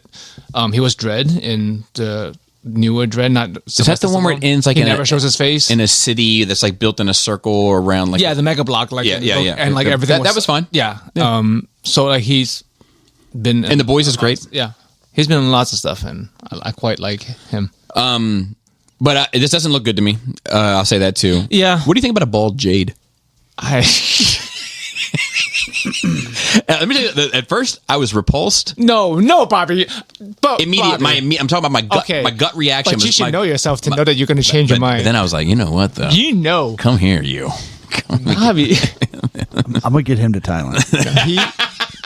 he wants he's perfect. A bald, put together Asian chick is No, not Asian. I'm flexible. no. I'm just saying the whole Bobby package is a well put together Asian lady who's bald. That's just everything. Ooh, so I don't know about that. I don't know I don't know if 'Cause a in my- bald Asian 'cause- lady would be put together. Yeah, well, they might be put together in a way that I'm not a fan of. Right. You know, like but like the ones that are at Tyson's, Specifically, yes. yeah, like I'm not. The creme I de want la creme. and I want to say, I want to say once again, it's not a sexual thing for I me. know, It's I like know. it's just like look how good you are. It's a meticulous. Yes, the attention to detail. Yeah. You know that I'm just like fuck, man. Well, look at the I amount of wonder effort. If there's anything else in your, like But it's like I think in a world where I go to Wegmans and everyone is wearing athleisure wear, it's just a breath of fresh air, and nobody does it like the Asians. You know, It's so racist. I don't mean to be. It's supposed to be a tip of the hat. You know, I'm still not crazy about their food. Is that so that Food is so well put together and meticulous too. that may be true, and it doesn't mean that I can't admire it aesthetically. Yeah. So I just had teriyaki chicken recently. I couldn't get it off my plate soon enough. so we were watching the Thailand videos, right? And Bobby's like, I don't know what would he eat, and we're like, and he's like, oh, there's McDonald's and Burger King. And I was like, check and check. he's like, huh. Looks like I'll be fine, boys.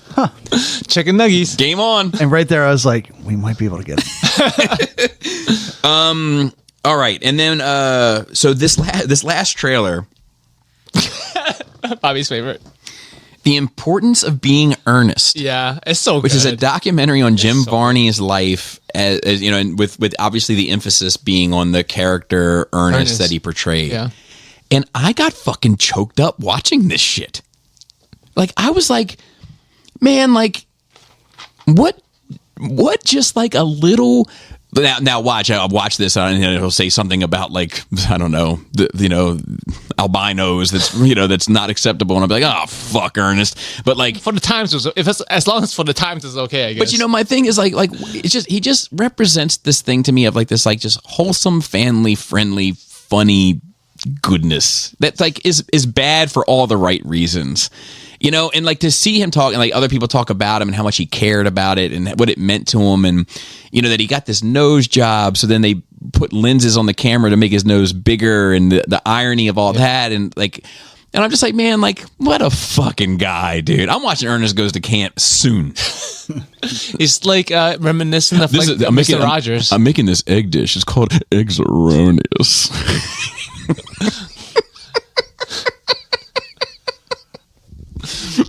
It is interesting to see all these things from like childhood get to the point that we're now like nostalgic about it, because it's like the Pee Wee Herman thing. Yeah, Ernest. I mean, we've talked about probably 10 of them in the last months. Yeah, and it's like, you know, like, and I've watched some of those movies with my kids, and they're really bad. And it's funny because my kids, I think, just live in a more cynical time. Well, that's what I was talking about earlier, right?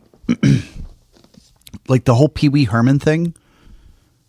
If he existed 10 years earlier, that wouldn't have been like front page news. Pee Wee Herman gets arrested for masturbating in a theater. That would have been quiet. Yeah. Like that wouldn't have been. Right. But like that's almost like the start of like let's dig into people. And now we have like musicians they're like exposing self-exposing all of self-snitching is huge nowadays. Yeah. But it's like it used to be that you could put people up on a pedestal because you didn't know all anything the about skeletons. But now they're like, here's every fucking skeleton I've ever. But I think I don't like putting people on a pedestal. So I'm good with it. But I'm just saying it's like I'm saying society. Even aside from that, just like my kids watching something that's just like goofy and fun and wholesome and look at the reindeer from Santa Claus. They're all walking along the ceiling because they can fly and they have that ability. And my kids are like dumb. You know, they're like, because like something about the era that they're growing up in. If it goes goofy to that extent, it rarely goes goofy in live action. So like they're not exposed to a ton of just goofiness in the same breath. Yeah. You know, and goofiness in a very positive way. Yeah, but I think some of it in general is just like, I don't know if education is the right word. Just people and kids are just more educated. They're grounded more in reality. There's less magic. Like you love the magic, but I'm just like, yeah, there's no magic. So kids know like how things work in a much realer sense than we did when we were kids. Yeah, but I guess like they'll watch things look silly because it's completely but it's not just that though. Like you're looking at it through the wrong lens, and it's partially because of the way that I put the frame up. Yeah. Like they'll watch like a movie made today about Santa Claus with the style that is made today, and there's flying reindeer, and they're fine with that. Yeah.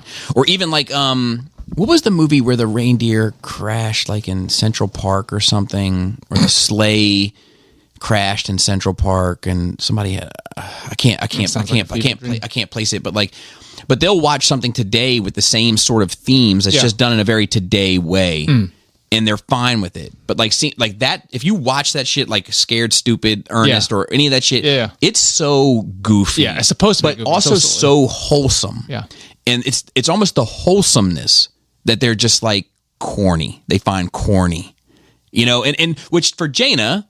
Like, yeah, well, you're about to be 17 years old. Like, it is corny, bitch. Like, that's the way this thing goes. It's not for you. Right. But for Leia, I'm like, oh, come on.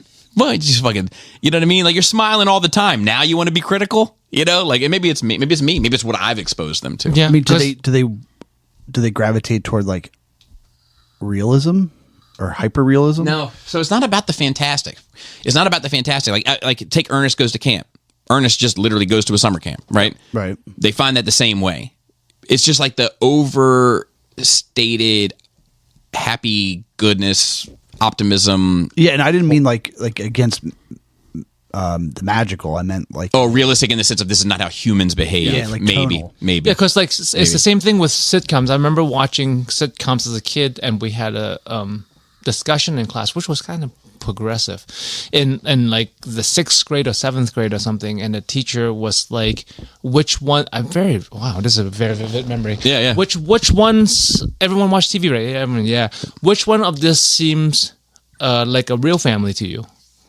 Full House, Roseanne, and other stuff, and that was the moment I realized, I think that families are more Roseanne. Yeah. It's messy and weird and drama and not wholesome. Yeah.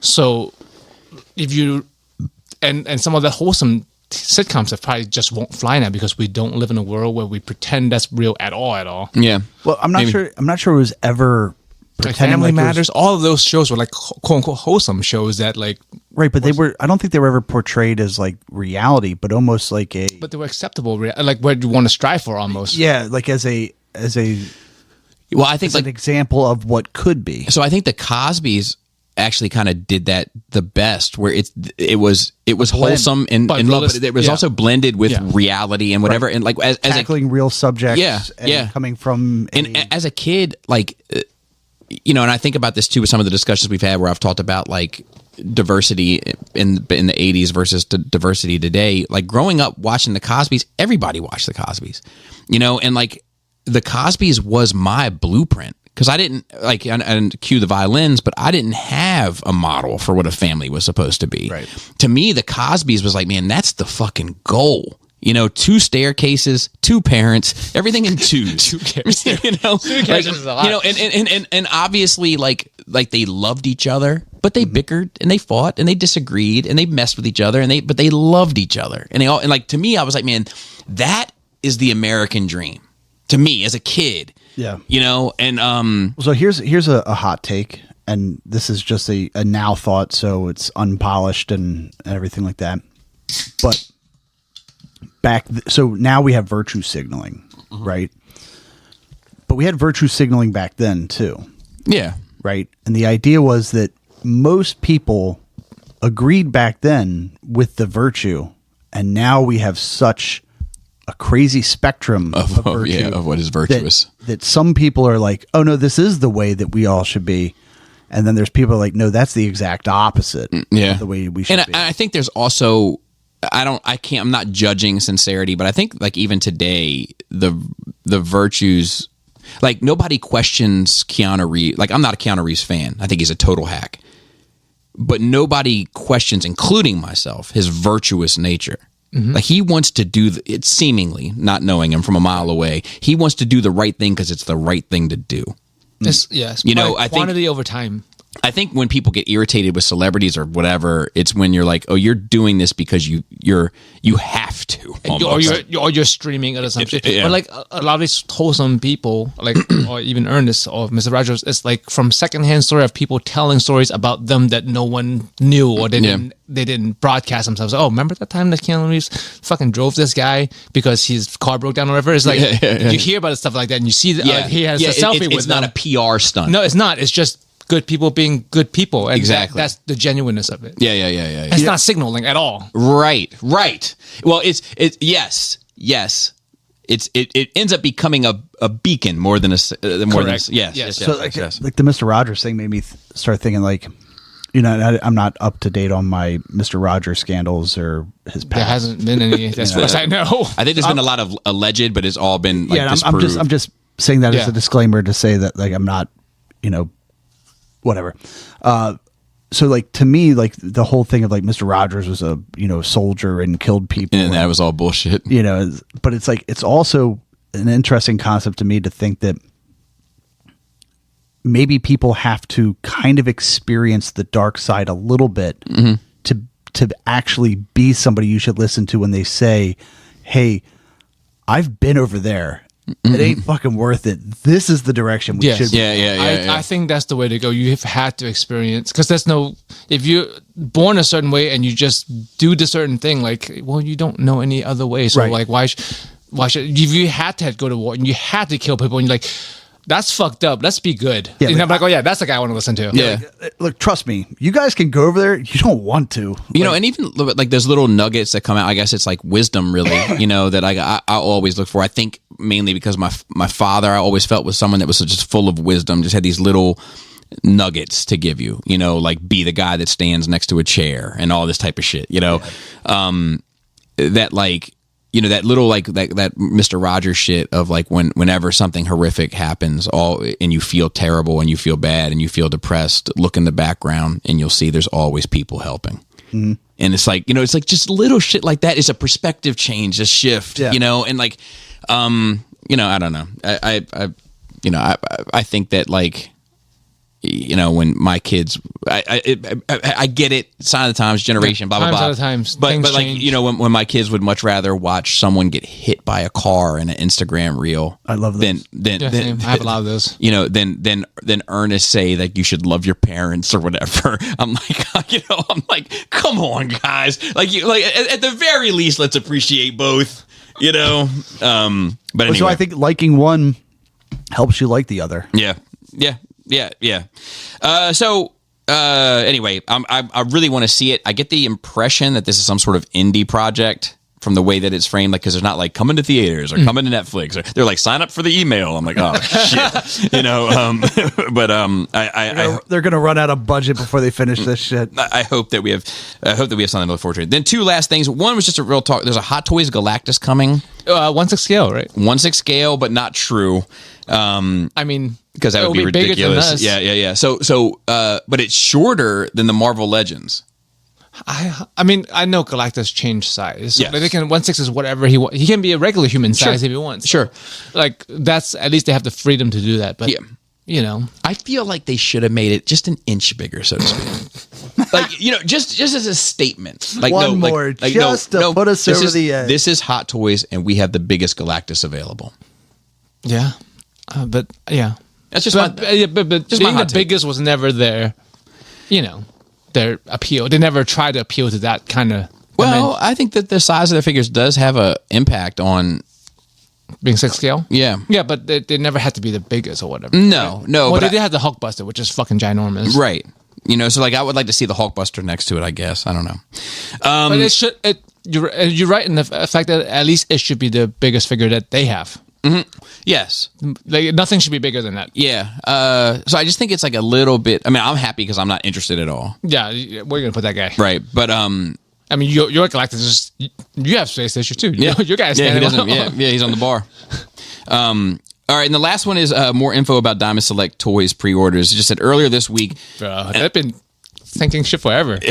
We told you how we had been checking in with several retailers about the status of open Diamond Select Toys pre-orders after events earlier this year resulted in the company being shut down. We told you that while it was seemingly less and less likely most open pre-orders for Diamond Select Toys would be filled, there was still a chance. Today's update really doesn't change anything from what we were told. The below statement reads as follows. Please be advised that due to Diamond Select Toys closure, outstanding orders for any product not yet received by Diamonds will not be fulfilled. At least it's the definitive statement. So I know somebody that actually, and you know their husband, that works for Diamond or worked for Diamond. And I'm hoping that I can line up a meeting with her and record, like get her to tell her story as an employee there, what it was like when she joined, cultural change, etc., what it was like as it ended.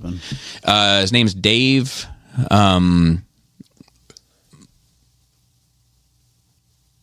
I need something after the show. Yeah.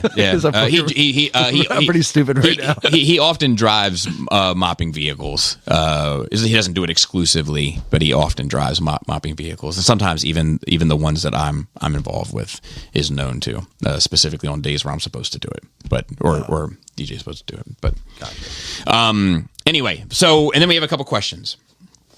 How would you? Oh, he's diabetic. Oh, The clues. Yeah. how would you ask a question? Oh, great. You can email us at nerdrageradiomail@gmail.com. So we have two questions from Paul C. this week. I'll run them back to back. He says, what is the best thing to put on a freshly toasted piece of bread? Butter. Just can't go wrong. Oh, Do you have Kerrygold Irish butter?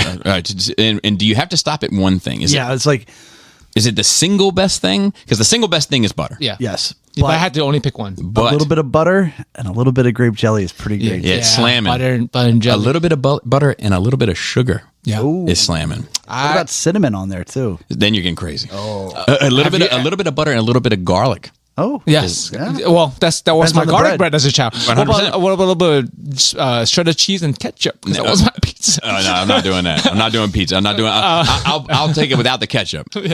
What about butter? And this is maybe an Asian thing. Condensed milk. Ugh. No. Well, you say sugar and I thought you were cinnamon. gonna be like, and tuna. Teriyaki. no, I I mean, have you tried tuna drizzled? right Have you tried drizzled condensed milk on toast? I have not. Try it. I will. If you like sugar, if you like the sweet I'm with the lactose sugar, intolerant, okay. which means I That- can't stand lactose. Everything it says. I And you fucking also hate. have a mustache. I got one already. I don't need your fucking milk mustache. Side question: what do you call an untoasted piece of bread? I just call it bread. Yes. But I know there are some out there that call it raw toast. Oh my god! What And kind of that seems psychopath? wild to me. That's a I've- serial killer. I've never heard that, but I will say, to me, it's just bread. Yeah. Yes, But sometimes I will refer to it as a slice. but just still, Yeah, like throw me a is slice. usually a pizza. Yeah, for sure. And if there was pizza and bread in the same dinner table, I'm gonna not confuse the terms. Yep. But if somebody is Also, like, who's eating bread when there's pizza available? Well, Right, correct. people eat breadsticks with pizza or like bread. well, that's fair, but that's not But the that's same thing still as a bread on loaf. bread. That's not a Yeah. loaf of bread. But I'll say like, hey, give me a slice. Like I will refer to it as a slice sometimes. But it's the best thing since sliced bread, right? So, Krista calls it toast all the time. Whether it's toast or not, she calls it toast. She doesn't call it bread. Unless I'm like, we don't have toast. She's like, oh, I mean bread. I'm like, what do you- Does she It say seems like like you should toasted differentiate. toast? huh? Does she say like toasted toast if she wants you to toast it? No, it's you mind- always just Would you toast. mind throwing a piece of toast in the toaster? Hey, can you give so me I a can have piece some of toast? untoasted toasted toast? Because it would make sense, right? You don't call cooked steak. Steak is just steak whether it's cooked or not. So Yeah. to her, bread is just before it's become toast. Well, like yeah, toast is toasted bread. So like Right. if you refer to everything bread based as toast, But you it's- refer everything steak based as so it's steak raw. without having to differentiate whether it's raw or not. Sometimes you would say raw steak, but oftentimes you would just say steak. No, I would say, like if I'm referring to it in its raw state, I'm going to say raw steak, Yeah. just like ground beef. Yeah, I mean, I agree. I'm just trying to Pre-ground beef is just a steak. ground beef. What the fuck? So it's just like I'm having chicken for dinner. You assume it's cooked, but you don't call it cooked chicken. Yeah, that's great. that's true. Yeah, but that's not the same. I understand, yeah, but I yeah, also yeah. understand where she's coming from. There's I'm certain gonna things start- you don't differentiate. I'm gonna start calling like everything I do now. Well, because You would say fried chicken, but you wouldn't necessarily say rotisserie chicken. You wouldn't necessarily. necessarily, but fried is a specific thing. I'm gonna have everyone, fried everyone chicken. is saying when they say chicken. And it could be different. It could be chicken breast or chicken patty. But Yes, it's all yes, chicken. but they're all when you're talking about it in food context, Yeah. you're always talking about it being cooked. Whereas with bread, it's always in a food context, but you're not always talking about it being toasted. unless you never eat it untoasted. Does she never eat? I don't untoasted? know. I don't- Oh. Never had a sandwich? No, I'm just saying, like Not untoasted. in that context. I mean, I have, but I mean, it's not This my preference. panini guy over here. Well, you know, A toasted peanut butter and jelly? no, Oh yeah, no, that's but- good. But That's it's also good. That's really good. It's all, don't sleep on it. I'm not saying, but like, Have you had a peanut the butter- standard is untoasted. No, the standard is untoasted. Have you had peanut butter and jelly panini? Because that shit is good. When you put peanut butter and jelly and then you fucking I'm press in. it. I'm in. And it's like warm I'm in. and gooey in the Can you middle. toast the Oh my panini? god. I'm in. I don't know. Can you toast an Uncrustable?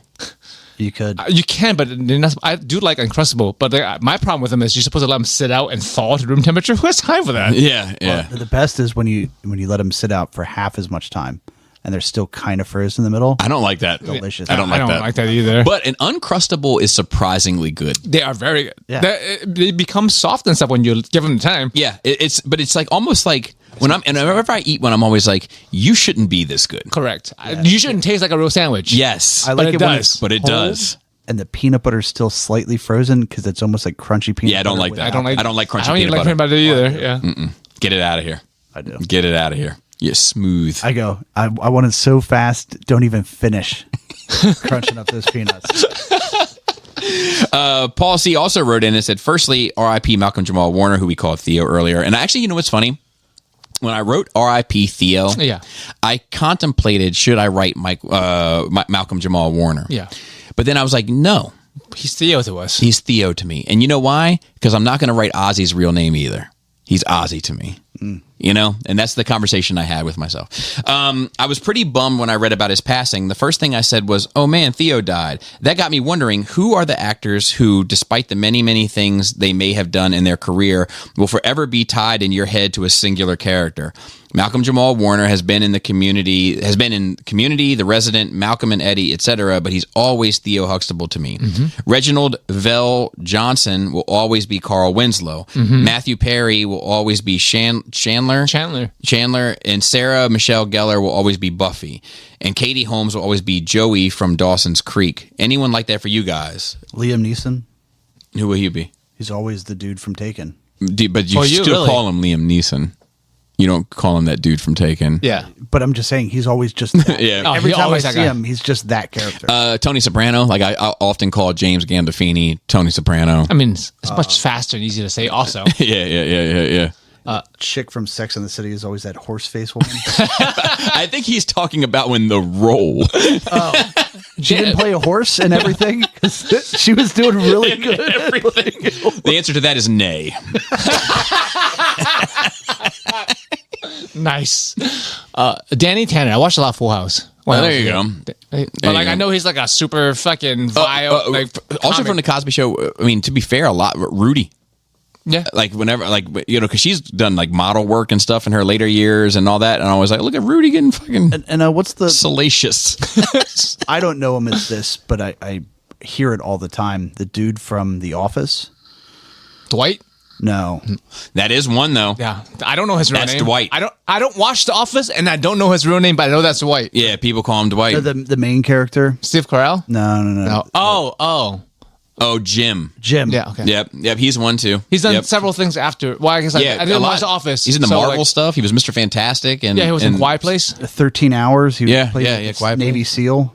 Yeah, but People people call him Jim. from Yeah. The Office is out in fucking the Middle East killing people. Yeah, that's true. And he's actually a good actor. Yeah. And he's a director too. Yeah. I think he directed The Quiet Place, if I remember correctly. And his wife's hot. I just keep Yeah. that down.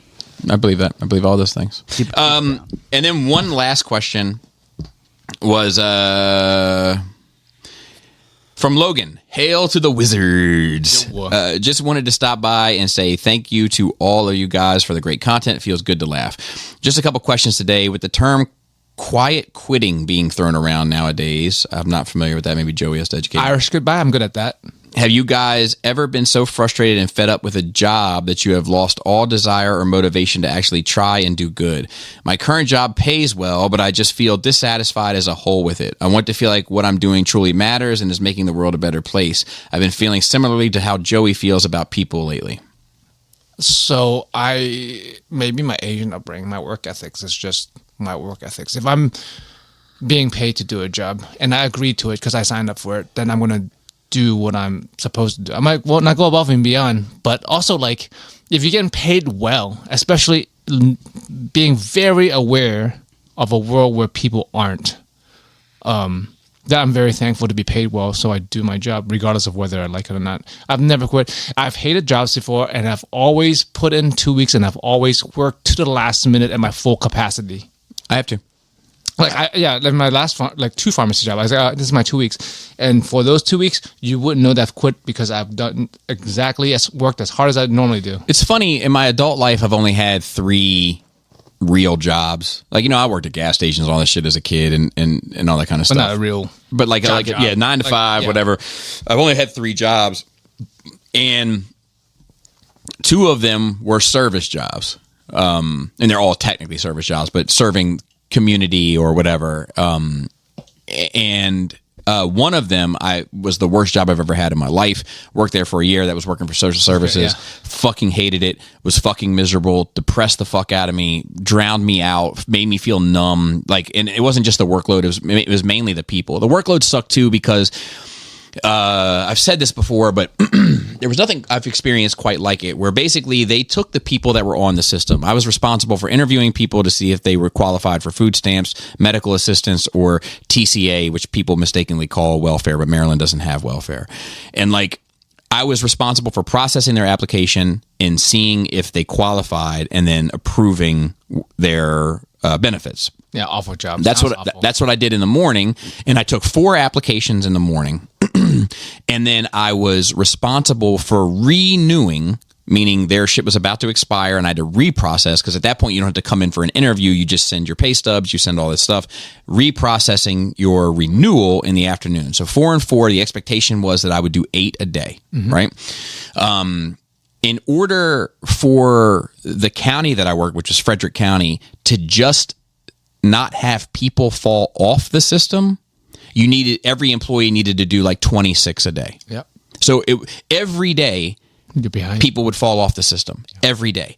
And even more so because one person every day they took off of renewing benefits and placed them in a call center to handle people calling in to complain about their benefits not being renewed, and then you would process theirs on Johnny on the spot. So I did 12 a day. Every day minimum was my standard that I set from overachiever. So in For the people. for the people, and it was purely based on that, and I wasn't necessarily good at it. I mean, I was going to say, this is, first of all, a very grown-up adult job for Bobby. Second of all, they give this numbers job to a guy who doesn't understand the concept of numbers. Yeah, I wasn't especially, a lot of it was plug and play. So but I wasn't especially good at it. Yeah. But I kept people happy.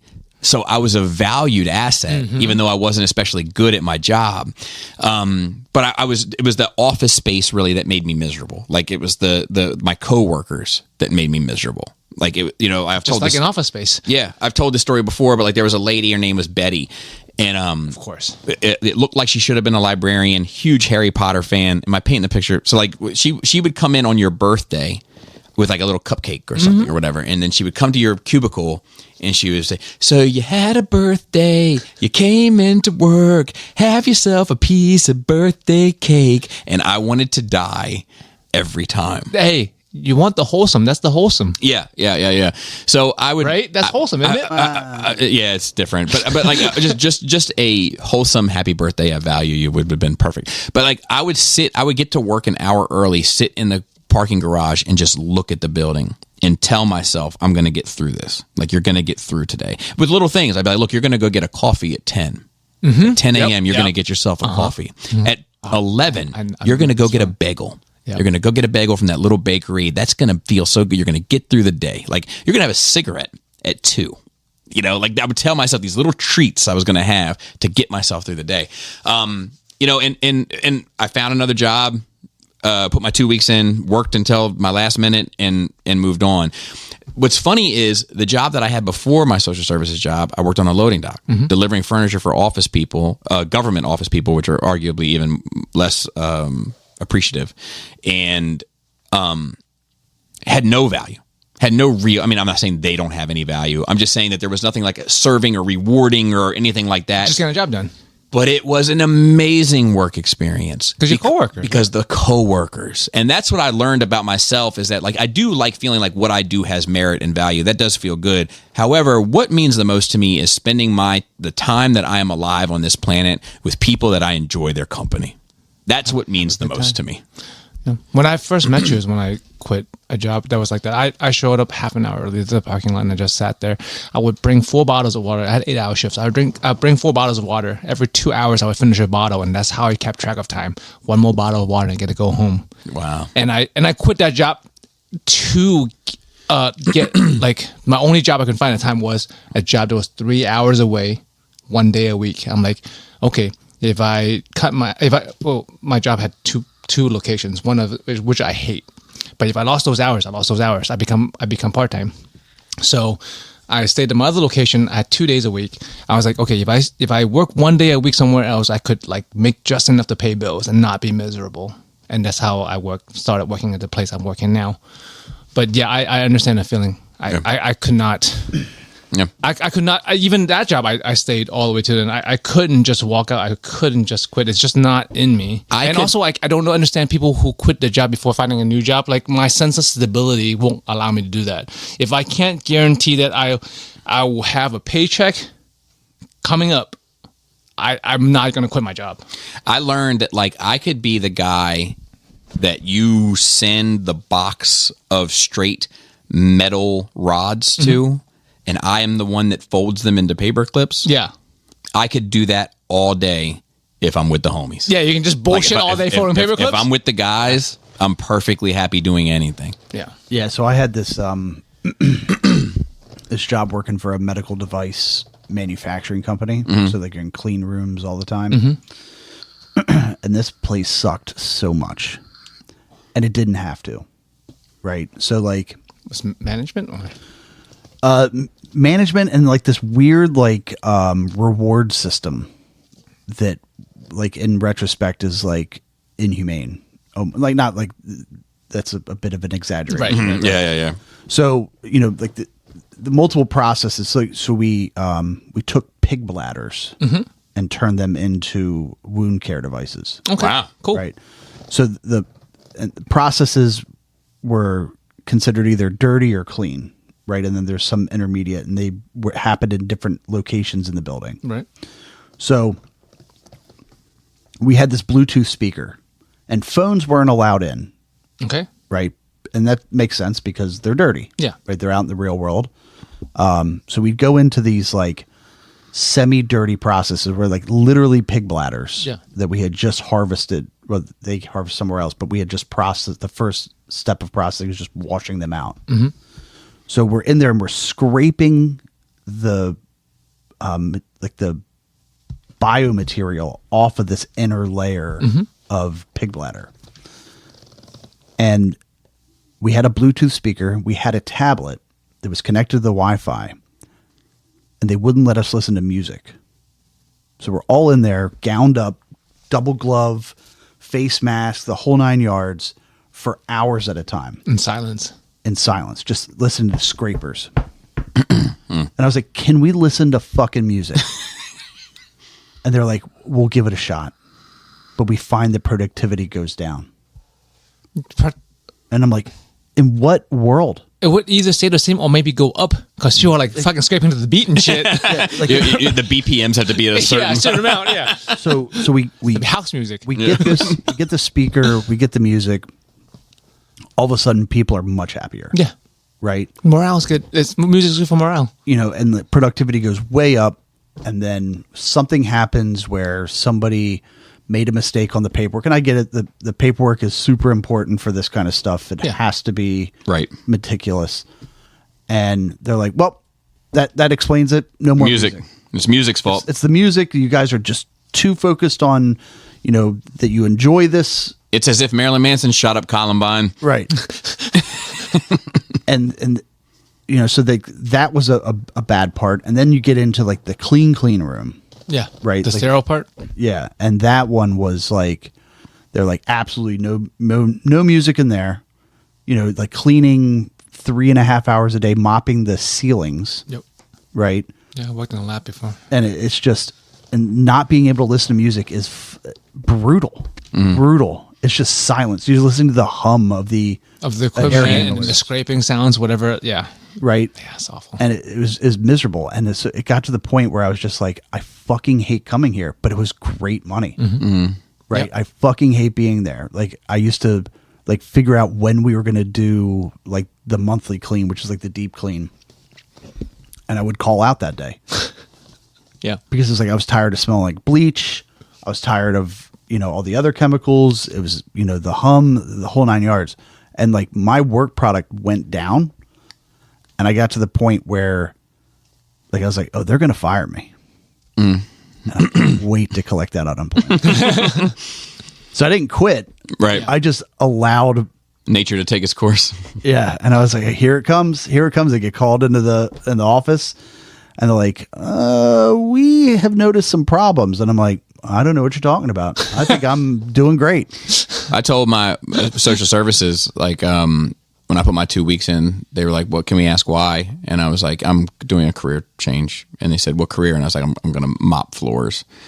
And I'll never forget. This lady was like, "That seems like a better idea for you."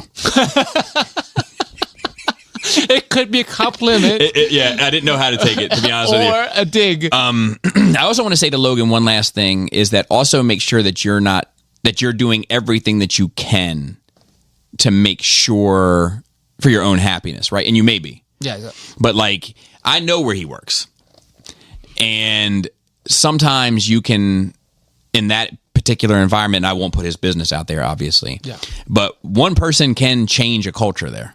But it takes a lot of effort and a lot of work, and it's definitely not easy. But just make sure that you're doing all that you can as well. I don't know if you're going through a midlife crisis or whatever. I don't know you, but like some people want meaning in life. I know a lot of people do. I don't care about it, but a lot of people need that.